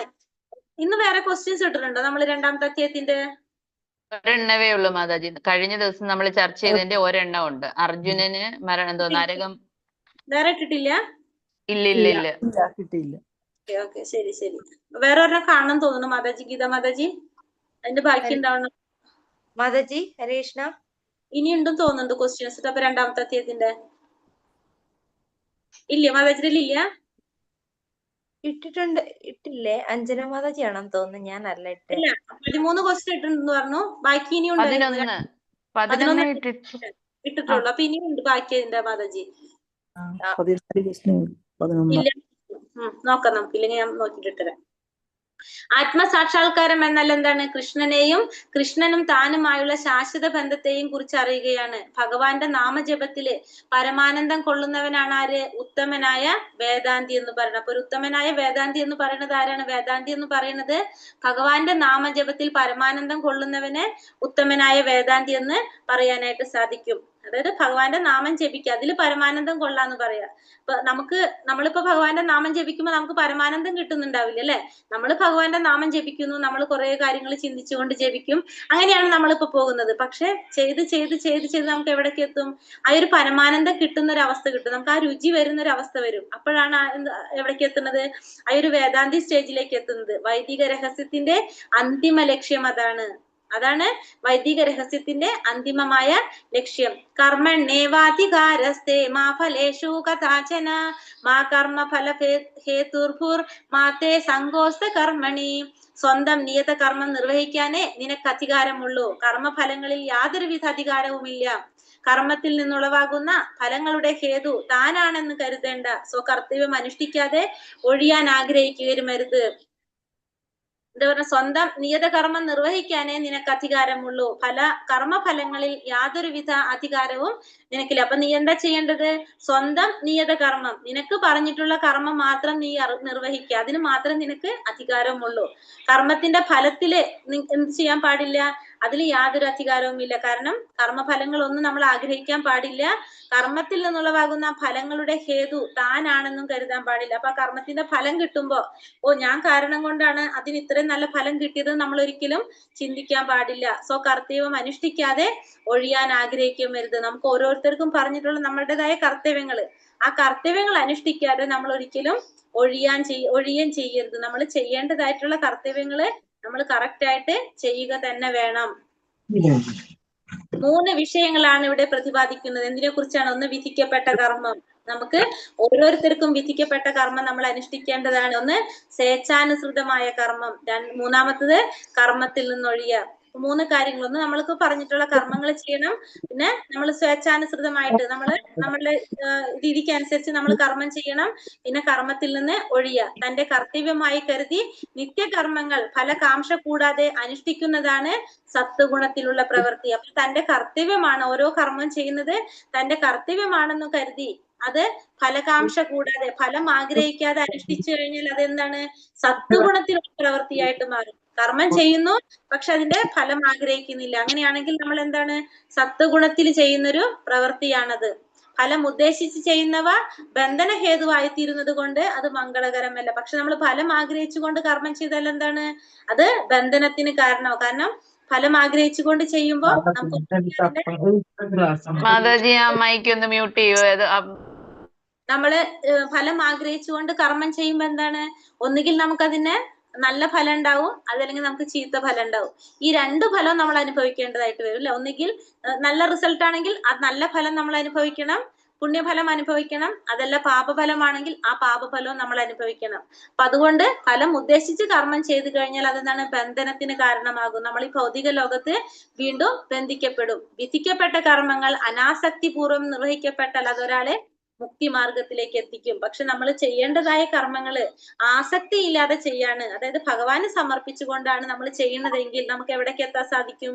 മുക്തി മാർഗത്തിലേക്ക് എത്താനായിട്ട് സാധിക്കും. അപ്പൊ 3 കാര്യങ്ങൾ പറഞ്ഞു. ഒന്നാമത്തത്, കർമ്മം ചെയ്യുമ്പോൾ ഫലകാംക്ഷ കൂടാതെ നമ്മൾ സ്വന്തം കർത്തവ്യമാണെന്ന് കരുതി ചെയ്യുന്നതാണ് സത്വഗുണത്തിൽ ചെയ്യുന്ന കർമ്മമാണത്. ഫലം ആഗ്രഹിച്ചുകൊണ്ട് ചെയ്യുകയാണെങ്കിൽ അത് ബന്ധനത്തിന് കാരണമാകും. മൂന്നാമത്തത്, കർമ്മം ചെയ്യാണ്, അത് ആസക്തി ഇല്ലാതെ ചെയ്യുകയാണെങ്കിൽ അത് മുക്തി മാർഗത്തിലേക്ക് നമ്മളെ നയിക്കുകയാണ് ചെയ്യുന്നത്. യോഗസ്ഥാഗുരു കർമാണി സംഘം ത്യക്താ ധനഞ്ജയ സിത്യചിത്യോ സമാഭൂതോ സമത്വം യോഗ ഉച്യത്തെ. അല്ലയോ അർജുന, ജയാപജയങ്ങളോടുള്ള മമത വെടിഞ്ഞ് സമചിത്തതയോടെ നിന്റെ കർത്തവ്യം അനുഷ്ഠിക്കുക. ഈ സമചിത്തതയാണ് യോഗം എന്ന് പറയുന്നത്. അപ്പൊ അല്ലയോ അർജുന, ജയാപജയങ്ങളോടുള്ള മമത വെടിഞ്ഞ് സമചിത്തതയോടെ നിന്റെ കർത്തവ്യം അനുഷ്ഠിക്കുക. ഈ സമചിത്തതയാണ് എന്ത് പറയണത്? യോഗം എന്ന് പറയുന്നത്. അപ്പൊ ഈ ജയത്തിനോടും പരാജയത്തിനോടുള്ള നിന്റെ മമത അത് ഇല്ലാതാക്കിയിട്ട് സമചിത്തതയോടെ നീ എന്ത് ചെയ്യണം? നിന്റെ കർത്തവ്യം നീ അനുഷ്ഠിക്കണം. ഈ സമചിത്തതയെ നമുക്ക് എന്ത് പറയാം? യോഗം എന്ന് പറയാനായിട്ട് സാധിക്കും. സദാ അസ്വസ്ഥങ്ങളായിരിക്കുന്ന ഇന്ദ്രിയങ്ങളെ നിയന്ത്രിക്കുക വഴി മനസ്സിനെ പരമോന്നതിൽ ഏകാഗ്രീകരിക്കലാണ് യോഗം. യോഗം എന്ന് പറഞ്ഞാൽ എന്താണ്? സിമ്പിൾ ആയിട്ട് പറയാം, ഭഗവാനായിട്ട് കണക്ട് ചെയ്യുന്നതാണ് യോഗം എന്ന് പറയുന്നത്, അല്ലെ? ഭഗവാനായിട്ട് കണക്ട് ചെയ്യുക, അതാണ് യോഗം. സദാ അസ്വസ്ഥങ്ങളായിരിക്കുന്ന ഇന്ദ്രിയങ്ങളെ നിയന്ത്രിക്കുക വഴി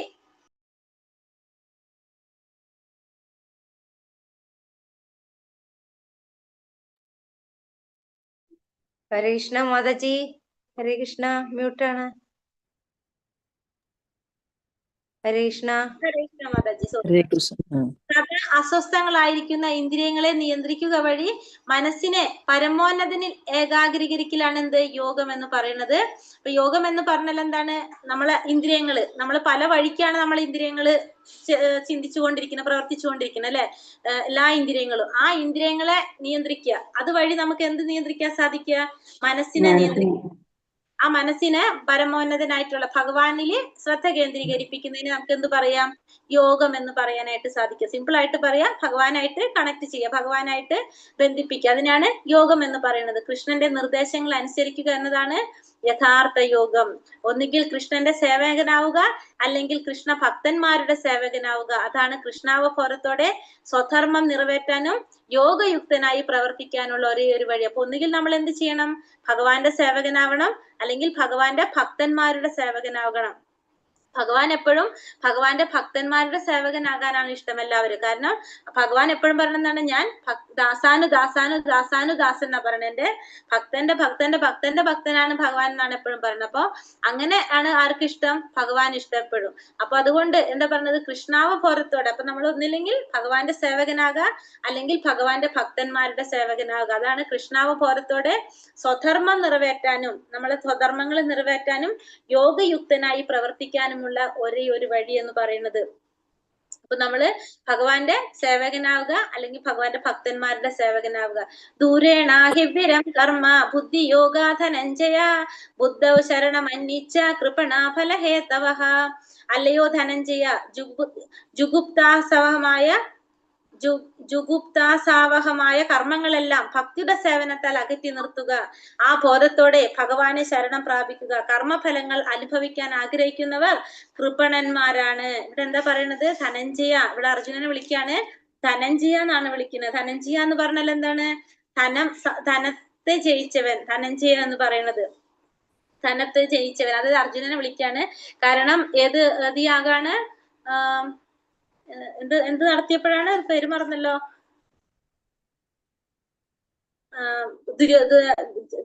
അർജുനന്റെ ജ്യേഷ്ഠനുണ്ടല്ലോ, യുധിഷ്ഠിരൻ. എന്ത് യാഗം? അശ്വമേധ യാഗമാണ് മാതാജി. അല്ല അല്ല അല്ല.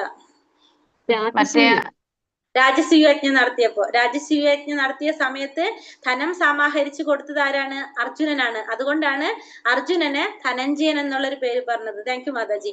ജുഗുപ്താസഹമായ കർമ്മങ്ങളെല്ലാം ഭക്തിയുടെ സേവനത്താൽ അകറ്റി നിർത്തുക. നമ്മളെ ഇന്ദ്രിയങ്ങളെ സന്തോഷിപ്പിക്കാവുന്ന ഇന്ദ്രിയങ്ങൾക്ക് ബന്ധപ്പെട്ട കർമ്മങ്ങളൊക്കെ നമ്മൾ എന്ത് ചെയ്യണം? ഭക്തിയുടെ സേവനം കൊണ്ട് അകറ്റി നിർത്തണം. ആ ബോധത്തോടെ ഭഗവാനെ ശരണം പ്രാപിക്കുക. കർമ്മഫലങ്ങൾ അനുഭവിക്കാൻ ആഗ്രഹിക്കുന്നവർ കൃപണന്മാരാണ്. നമ്മൾ ചെയ്യുന്ന കർമ്മത്തിന്റെ ഫലം ആഗ്രഹിക്കുന്നവർ എങ്ങനെയുള്ളവരാണ്? കൃപണന്മാരാണെന്ന് പറയാണ്. കാരണം നമ്മളെ മൂലസ്വരൂപം എന്താണ്? ഭഗവാന്റെ നിത്യദാസത്വമാണ്. അത് മനസ്സിലാക്കി കഴിഞ്ഞാലാണ് നമുക്ക് കൃഷ്ണാവബോധത്തിൽ പ്രവർത്തിക്കാനായിട്ട് സാധിക്കുന്നത്. തന്റെ മൂലസ്വരൂപം ഭഗവാന്റെ ദാസ്യമാണെന്ന് മനസ്സിലാക്കിയവർ കൃഷ്ണാവബോധത്തോടെയുള്ള കർമ്മത്തിൽ മാത്രം ഏർപ്പെടുന്നു. അപ്പൊ നമുക്ക് മനസ്സിലാകാണ് നമ്മൾ ആരെയാണ് സേവിക്കേണ്ടത്? ഭഗവാനെയാണ് സേവിക്കേണ്ടതെന്ന് മനസ്സിലാക്കി കഴിഞ്ഞാൽ നമുക്ക് കൃഷ്ണാവബോധത്തോടുള്ള കർമ്മത്തിൽ മാത്രം ഏർപ്പെടും. ഭക്തിയുടെ സേവനമാണ് ജീവാത്മാക്കളുടെ ശരിയായ പ്രവർത്തന പഥം. നമ്മൾ ശരിയായൊരു പ്രവർത്തി പഥത്തിലേക്ക് പോകണമെങ്കിൽ നമ്മൾ എന്താ ചെയ്യേണ്ടത്? ഭക്തിയുടെ സേവനമാണ് നമ്മൾ ചെയ്യേണ്ടത്. കൃഷ്ണാവബോധപൂർവമായ പ്രവർത്തനത്തിന് വേണ്ടി സർവശക്തികളും ഉപയോഗിച്ചിരിക്കുന്നവർക്ക് ജീവിത വിജയം തീർച്ചയായും കൈവരിക്കും. ഇപ്പൊ കൃഷ്ണാവബോധപരമായിട്ടുള്ള പ്രവർത്തനത്തിന് വേണ്ടിയിട്ട് എല്ലാ തരത്തിലും ശക്തികൾ ഉപയോഗിക്കുക, എല്ലാ തരത്തിലും നമ്മൾ പ്രവർത്തിക്കുന്നവർക്ക് ജീവിതത്തിൽ വിജയം തീർച്ചയായിട്ടും കൈവരിക്കാനായിട്ട് സാധിക്കും.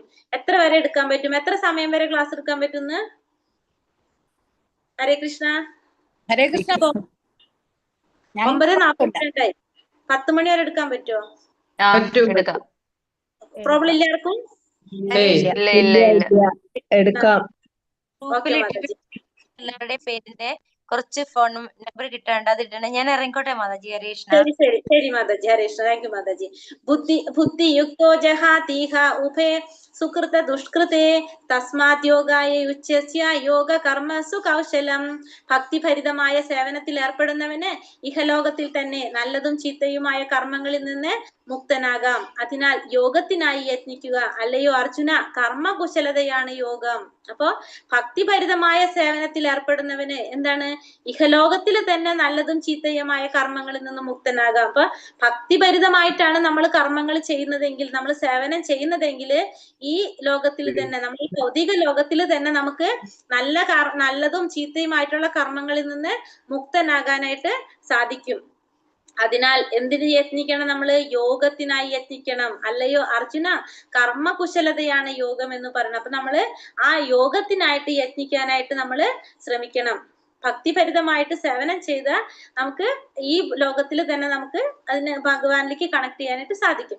സർവ്വവിധേനയും കൃഷ്ണ ഭഗവാന് സ്വയം സമർപ്പണം ചെയ്ത് ജനിമൃതികളുടെയും കർമ്മങ്ങളുടെയും ചങ്ങലക്കെട്ടിൽ നിന്ന് മുക്തനാകണം. അപ്പൊ ഏത് വിധത്തിലും നമ്മൾ എന്താ ചെയ്യേണ്ടത്? ഭഗവാന് സ്വയം സമർപ്പണം ചെയ്യണം. അങ്ങനെ ജനിമൃതികളുടെയും ജനനത്തിന്റെയും മരണത്തിന്റെയും കർമ്മങ്ങളുടെയും കർമ്മത്തിന്റെ പ്രതിപ്രവർത്തനങ്ങൾ, നമ്മൾ ചെയ്യുന്ന ഏതൊരു കർമ്മത്തിനും എന്തുണ്ട്? പ്രതിപ്രവർത്തനങ്ങളുണ്ട്. ഈ രണ്ടിന്റെയും ചങ്ങലക്കെട്ടിൽ നിന്ന് നമുക്ക് മുക്തനാകാൻ സാധിക്കും. എങ്ങനെയാണെങ്കിൽ ഭഗവാന് സ്വയം സമർപ്പിച്ചു കഴിഞ്ഞാൽ നമ്മള് കർമ്മഫലങ്ങളുടെ ശുദ്ധീകരണത്തിനുതകുന്ന കൃഷ്ണാവബോധത്തോടെ പ്രവർത്തിക്കാൻ അർജുനനെ ഭഗവാൻ ഉപദേശിക്കുന്നു. അപ്പൊ ഭഗവാൻ ഇവിടെ അർജുനനെ ഉപദേശിക്കാണ് ഈ കർമ്മഫലങ്ങളുടെ ശുദ്ധീകരണത്തിന്, കർമ്മഫലങ്ങളുടെ ശുദ്ധീകരണത്തിന് എന്താണ് ചെയ്യേണ്ടത്? കൃഷ്ണാവബോധം. ആ കൃഷ്ണാവബോധത്തോടെ പ്രവർത്തിക്കാൻ അർജുനന് ഭഗവാൻ ഇവിടെ ഉപദേശിക്കുകയാണ് ചെയ്യുന്നത്. കർമ്മജം ബുദ്ധിയുക്താ ഹി ഫലം ത്യക്താ മനീഷിണഃ ജന്മബന്ധാ വിനിർമുക്ത പദം ഗച്ഛന്ത്യനാമയം. ഇപ്രകാരം ഭഗവത് ഭക്തി സേവനത്തിൽ ഏർപ്പെട്ടുകൊണ്ട് ഋഷീശ്വരന്മാർ അഥവാ ഭക്തന്മാർ ഭൗതിക ലോകത്തിലെ കർമ്മഫലങ്ങളിൽ നിന്നും മുക്തരാകുന്നു. ഇങ്ങനെ ജനന മരണ ശൃംഖലയിൽ നിന്നും മോചിതരായി അവർ സകല കഷ്ടതകൾക്കുപരിയായ അവസ്ഥയിൽ എത്തിച്ചേരുന്നു. അതായത് ഭഗവത് സന്നിധിയിലേക്ക് എത്തിച്ചേരാൻ സാധിക്കും. അപ്പോ ഇങ്ങനെ ഭഗവത് സേവനത്തിൽ ഏർപ്പെട്ടുകൊണ്ട് ഋഷിമാർക്ക് അല്ലെങ്കിൽ ഭക്തന്മാർക്കൊക്കെ എന്ത് ചെയ്യാൻ സാധിക്കും? ഭൗതിക ലോകത്തിലെ കർമ്മഫലങ്ങളിൽ നിന്ന് മുക്തരാകാനായിട്ട് സാധിക്കും. അങ്ങനെ ജനന മരണ ശൃംഖലയിൽ നിന്ന് മോചിതരായി അവർക്ക് എല്ലാ കഷ്ടതകൾക്കുപരിയായിട്ടുള്ള അവസ്ഥയിലേക്ക്, കാരണം കഷ്ടതകൾ നിറഞ്ഞ ലോകം ഏതാണ്? നമ്മൾ ഈ ഭൗതിക ലോകം, ദുഃഖാലയം എന്ന് പറഞ്ഞത് അല്ലെ. അപ്പൊ ഈ ദുഃഖാലയത്തിന് ഭൗതിക ലോകത്തിന്റെ അപ്പുറത്ത് ദൈവസന്നിധിയിലേക്ക് എത്തിക്കറഞ്ഞ പിന്നെന്താണ്? ആത്മീയ ലോകം. എങ്ങനെയാ പറഞ്ഞത്? ഭഗവാൻ പറഞ്ഞത് എങ്ങനെയാണ് ഭഗവാന്റെ ലോകത്തിനെ കുറിച്ച് പറഞ്ഞിട്ടുണ്ടായിരുന്നത്? ചിന്താമണി ധാമം അല്ലെ? ആ ധാമത്തിൽ എന്ന് വെച്ചിട്ടുണ്ടെങ്കിൽ ഫുള്ള് എന്താണ്, നമ്മൾ ആഗ്രഹിക്കുന്നതൊക്കെ കിട്ടുന്ന ഒരു ലോകമാണെന്ന് നമ്മൾ കണ്ടു. പക്ഷെ ഭൗതിക ലോകം എന്ന് പറഞ്ഞത് ദുഃഖാലയമാണെന്ന് പറഞ്ഞു. ആ ദുഃഖാലയത്തിൽ നിന്ന് നമുക്ക് മോചിതരായിട്ട് നമുക്ക് എവിടേക്ക് എത്താൻ സാധിക്കും? ഭഗവത് സന്നിധിയിലേക്ക് എത്താനായിട്ട് നമുക്ക് സാധിക്കും. എങ്ങനെയാണെങ്കിൽ ഭക്തിയുടെ സേവനത്തിൽ ഏർപ്പെട്ടുകൊണ്ടിരിക്കുകയാണെങ്കിൽ ജനന മരണ ചക്രത്തിൽ നിന്നും മോചിതനാകാൻ സാധിക്കും. അതുപോലെ തന്നെ കർമ്മത്തിന്റെ ഫലങ്ങളിൽ നിന്നും നമുക്ക് മുക്തി നേടാനായിട്ട് സാധിക്കും. യഥാ ദേമോഹ കലിലം ബുദ്ധിർവ്യതിരിഷ്യതി തഥാ ഗന്ധാസി നിർവേദം ശ്രോതവ്യസ്യ ശ്രുതസ്യ ച. ബുദ്ധി വ്യാമോഹമാകുന്ന നിബിഡവനത്തെ പിന്നിട്ട് കഴിയുമ്പോൾ കേട്ടതിനെ കുറിച്ചും കേൾക്കേണ്ടതിനെ കുറിച്ചും നീ ഉദാസീനനാണ്. എന്താ പറഞ്ഞത്? ബുദ്ധി വ്യാമോഹമാകുന്ന ഉദാസീനനായി തീരും. അതായത് ബുദ്ധി വ്യാമോഹമാകുന്ന നിബിഡവനത്തെ പിന്നിട്ട് കഴിയുമ്പോൾ നമ്മളെ ബുദ്ധി ആ വ്യാമോഹം, നമ്മളിലുള്ള ആ വ്യാമോഹത്തിനെ പിന്നിട്ട് കഴിയുമ്പോൾ കേട്ടതിനെ കുറിച്ചും കേൾക്കേണ്ടതിനെ കുറിച്ചും നീ എന്തായിരിക്കും? ഉദാസീനനായിട്ട് തീരും. അതായത് ഒന്നും ഒരു റെസ്പോൺസ് ഇല്ലാത്തൊരവസ്ഥയിൽ നമ്മൾ എത്തിച്ചേരുമെന്ന് പറയാണ്. അടുത്തതിൽ എന്താ പറഞ്ഞ? ശ്രുതി വിപ്രതിപന്നാതേ യഥാസ്യാസ്യതി നിശ്ചല സമാധാവചല ബുദ്ധി തഥാ യോഗാമവാപ്സ്യസി. എപ്പോൾ നിന്റെ മനസ്സ് വേദങ്ങളുടെ അലങ്കൃത വാക്യങ്ങൾക്ക് വശപ്പെടാതെ ആത്മസാക്ഷാത്കാരത്തിനായി ഉറച്ചു നിൽക്കുന്നുവോ അപ്പോൾ നീ ദിവ്യാവബോധം കൈവരിച്ചു കഴിഞ്ഞവനാകുന്നു. എപ്പോഴാണോ നിന്റെ മനസ്സ് വേദങ്ങളുടെ അലങ്കൃത വാക്യങ്ങൾക്ക് വശപ്പെടാതെ ആത്മസാക്ഷാത്കാരത്തിനായിട്ട് ഉറച്ചു നിൽക്കുന്നത് അപ്പോൾ നീ ദിവ്യാവബോധം കൈവരിച്ചു കഴിഞ്ഞവനാകുന്നു. അപ്പൊ എപ്പോഴാണോ ഈ വേദങ്ങളുടെ അലങ്കൃത വാക്യങ്ങൾ, അപ്പൊ വേദങ്ങൾ നമ്മൾ പറഞ്ഞില്ലേ, വേദങ്ങളിൽ പറഞ്ഞിരിക്കുന്ന കർമ്മകാണ്ഡങ്ങളിൽ നമ്മൾ ഭൗതികമായ സുഖങ്ങൾക്ക് വേണ്ടി ചെയ്യേണ്ട കാര്യങ്ങളെ കുറിച്ചൊക്കെ പറയുന്നുണ്ട്. അപ്പൊ അതിലൊന്നും വശപ്പെടാതെ ആത്മസാക്ഷാത്കാരത്തിന് വേണ്ടിയിട്ട് ഉറച്ചു നിൽക്കുന്നത് അപ്പോ എന്ത് നേടിക്കഴിഞ്ഞു എന്ന് പറയാം? ദിവ്യാവബോധം നേടിക്കഴിഞ്ഞു എന്ന് പറയാനായിട്ട് സാധിക്കും. ദിവ്യമായ അവബോധം, അതായത് ആരെ കുറിച്ചുള്ള ബോധമാണത്? ഭഗവാനെ കുറിച്ചുള്ള ഒരു ബോധം കൈവരിച്ചു കഴിഞ്ഞു എന്ന് പറയാനായിട്ട് സാധിക്കും. സ്ഥിതപ്രജ്ഞസ്യ കാപാക്ഷ സമാധിസ്തസ്യ കേശവ സ്ഥികാതീം കീ പ്രഭാഷേത കിമാസീത വ്രജേത കീം. അർജുനൻ ചോദിച്ചു, അല്ലയോ കൃഷ്ണ. അപ്പൊ ഇതൊക്കെ കേട്ടപ്പോ അർജുനൻ അടുത്ത ചോദ്യം ചോദിക്കാണ് ഭഗവാന്റെ അടുത്ത്. എന്താ ചോദിക്കുന്നത്? അല്ലയോ കൃഷ്ണ, ദിവ്യാവബോധസ്ഥിതനായ ഒരു വ്യക്തിയുടെ ലക്ഷണങ്ങൾ എന്തെല്ലാം? അദ്ദേഹത്തിന്റെ ഭാഷ എന്ത്? സംസാരവും ഇരിപ്പും നടപ്പും എങ്ങനെയായിരിക്കും? അപ്പൊ ഈ പറഞ്ഞ ദിവ്യാവബോധത്തിൽ എത്തുന്നു പറഞ്ഞില്ലേ, ഇങ്ങനെയൊക്കെ ചെയ്തു കഴിഞ്ഞാൽ. അപ്പൊ അങ്ങനെ എത്തിക്കഴിഞ്ഞാലുള്ള വ്യക്തിയുടെ ലക്ഷണങ്ങൾ എന്താണ്?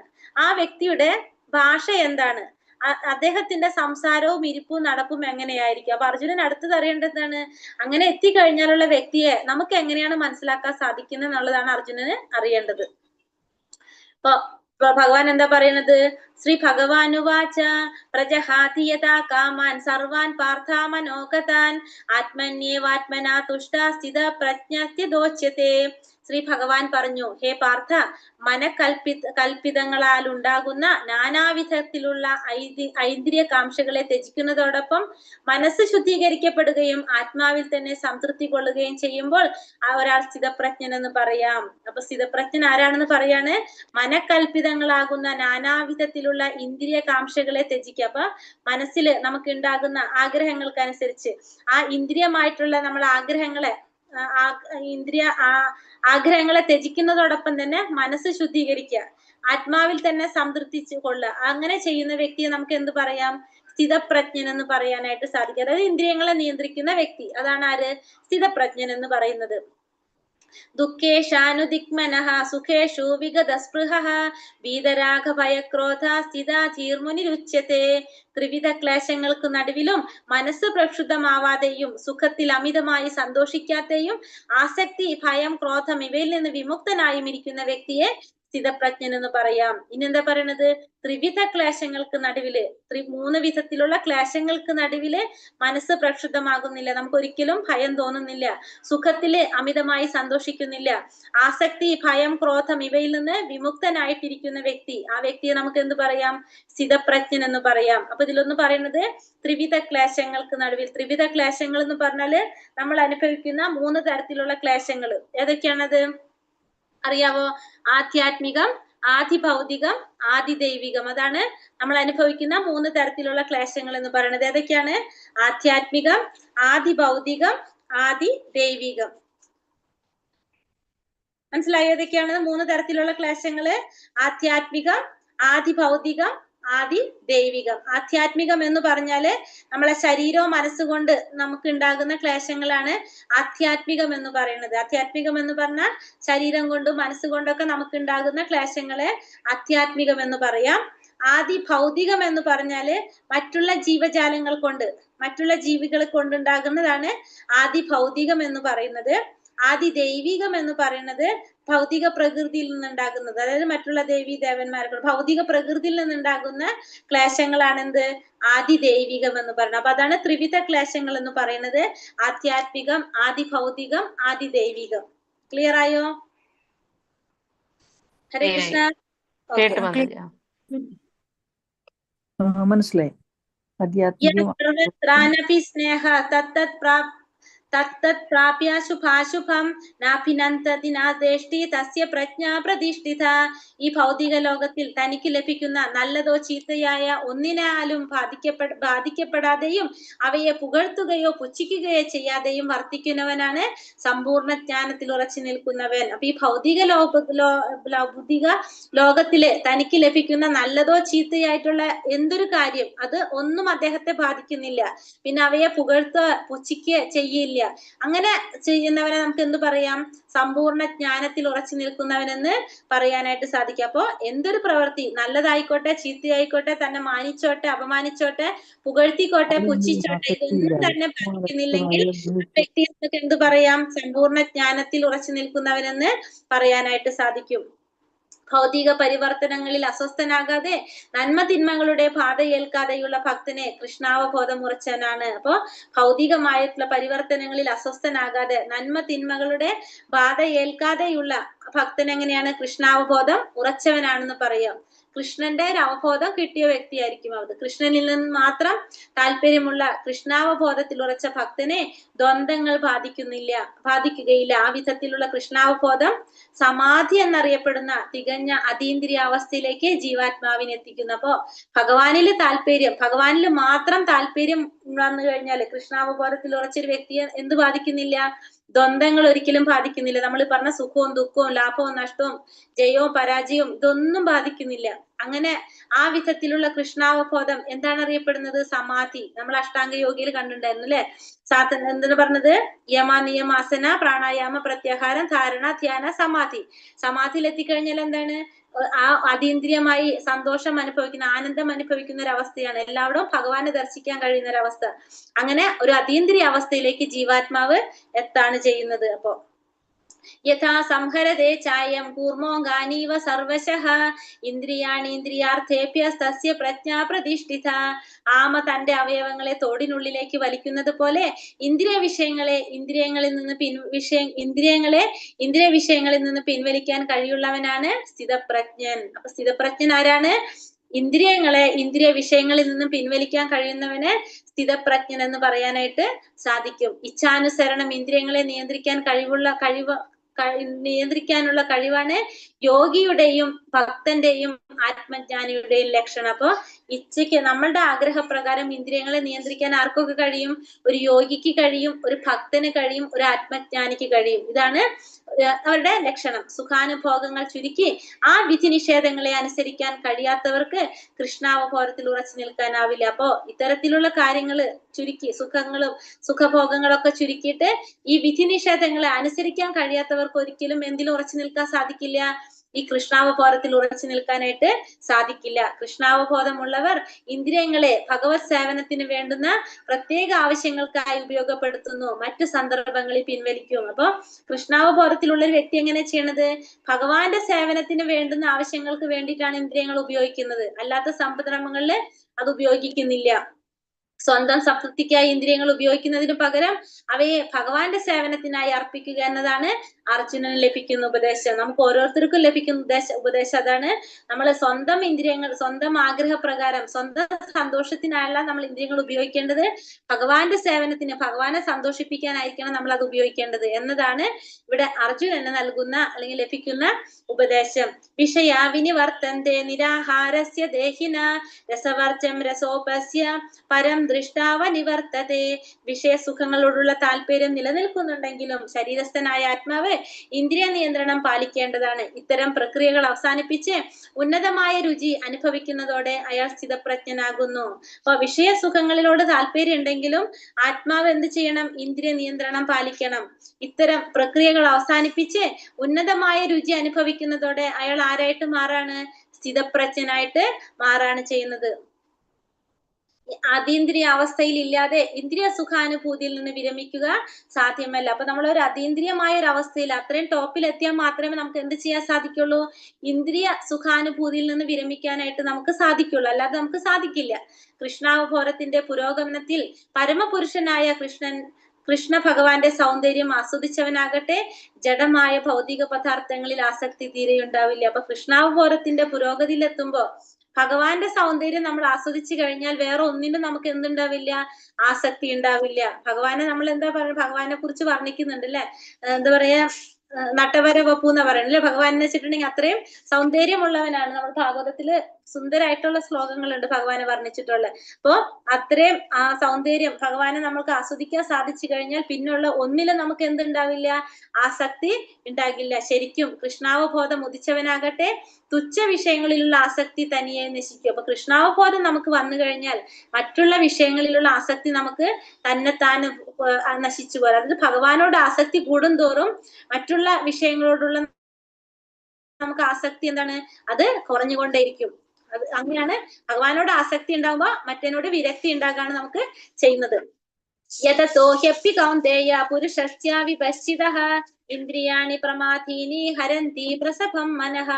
ഇന്ദ്രിയങ്ങൾ അടക്കമില്ലാത്തവയും കരുത്തുള്ളവയുമാണ് അർജുന. അവയെ നിയന്ത്രിക്കാൻ ശ്രമിക്കുന്നവന്റെ മനസ്സിനെ അവൻ വിവേകിയാണെങ്കിൽ പോലും അവ ബലാത്കാരനെ വലിച്ചു നീക്കുന്നു. അപ്പൊ ഇന്ദ്രിയങ്ങൾ എന്ന് പറയുന്നത് അടക്കമില്ലാത്തതും കരുത്തുള്ളതുമാണ്. അർജുനനോട് പറയാണ് അവയെ നിയന്ത്രിക്കാൻ ശ്രമിക്കുന്നവന്റെ മനസ്സിന് അതെന്ത് ചെയ്യാണ്? വിവേകിയാണെങ്കിലും ആ വ്യക്തി വിവേകിയാണെങ്കിൽ പോലും ബലാത്കാരേണ അവരുടെ മനസ്സിനെ വലിച്ചു നീക്കാണ് ചെയ്യുന്നത്. കാരണം ഇന്ദ്രിയങ്ങള് അത്രയും അടക്കമില്ലാത്തതും കരുത്തുള്ളവയുമാണ്. അപ്പൊ അതിനെ നിയന്ത്രിക്കാൻ ശ്രമിക്കുമ്പോ ഇന്ദ്രിയങ്ങൾ എന്ത് ചെയ്യും? ആ മനസ്സിനെ വലിച്ച് നിൽക്കാണ് ചെയ്യുന്നത്. ഇവിടെ പൂർണ്ണമായും കൃഷ്ണാവബോധം ഉദിച്ചതല്ലാതെ ഇന്ദ്രിയ മനോനിയന്ത്രണങ്ങൾ ലഭിക്കില്ല. കൃഷ്ണാവബോധം ഉദിക്കാതെ നമുക്ക് എന്ത് കിട്ടില്ല? ഇന്ദ്രിയങ്ങളെ നിയന്ത്രിക്കാൻ നമുക്ക് സാധിക്കില്ല. മനസ്സ് കൃഷ്ണനിൽ ഉറപ്പിക്കാതെ ഒരാൾക്ക് ഇത്തരത്തിലുള്ള ഭൗതിക പ്രവർത്തനങ്ങളിൽ നിന്ന് പിന്മാറാനും സാധിക്കില്ല. അപ്പൊ നമുക്ക് ഇന്ദ്രിയങ്ങളെ നിയന്ത്രിക്കണമെങ്കിൽ നമുക്ക് എന്ത് വേണം? ഭഗവാനില് മനസ്സുറപ്പിച്ചാൽ മാത്രമേ നമുക്ക് സാധിക്കുള്ളൂ. അല്ലാതെ നമുക്കൊന്നും നിയന്ത്രിക്കാനായിട്ട് സാധിക്കില്ല. ഭൗതിക ഭോഗങ്ങൾ കൃഷ്ണാവബോധത്തിന് മുൻപിൽ അനാസ്വാദ്യങ്ങളാണ്. അത്രമേൽ ദിവ്യമായൊരു വിശിഷ്ട അനുഭൂതി അത്രേ കൃഷ്ണാവബോധം. അപ്പൊ ഭൗതികമായിട്ടുള്ള ഭോഗങ്ങളെല്ലാം കൃഷ്ണാവബോധത്തിന് മുന്നിൽ എന്താണ്? അതൊക്കെ വെറുതെയാണ്, ആസ്വാദ്യങ്ങളാണ്, അനാസ്വാദ്യങ്ങളാണെന്നാ പറഞ്ഞത്. അത്രയും വിശിഷ്ടമായിട്ടുള്ള ഒരു അനുഭൂതിയാണ് എന്ത്? കൃഷ്ണാവബോധം എന്ന് പറയുന്നത്. വിശക്കുന്ന ഒരാൾക്ക് പോഷകങ്ങളായ ഭക്ഷ്യപദാർത്ഥങ്ങൾ വേണ്ടുവോളം ആസ്വദിച്ചാൽ ഉണ്ടാകുന്ന പോലുള്ള ഒരു അനുഭവമാണ് എന്ത്? കൃഷ്ണാവബോധം എന്ന് പറയുന്നത്. കൃഷ്ണാവബോധത്തിൽ മുഴുകിയിരിക്കുന്ന അംബരീഷ് മഹാരാജാവ് ദുർവാസ മഹർഷിയെ പരാജിതനാക്കിയല്ലോ. അതേപോലെയാണ് എന്ത്? കൃഷ്ണാവബോധം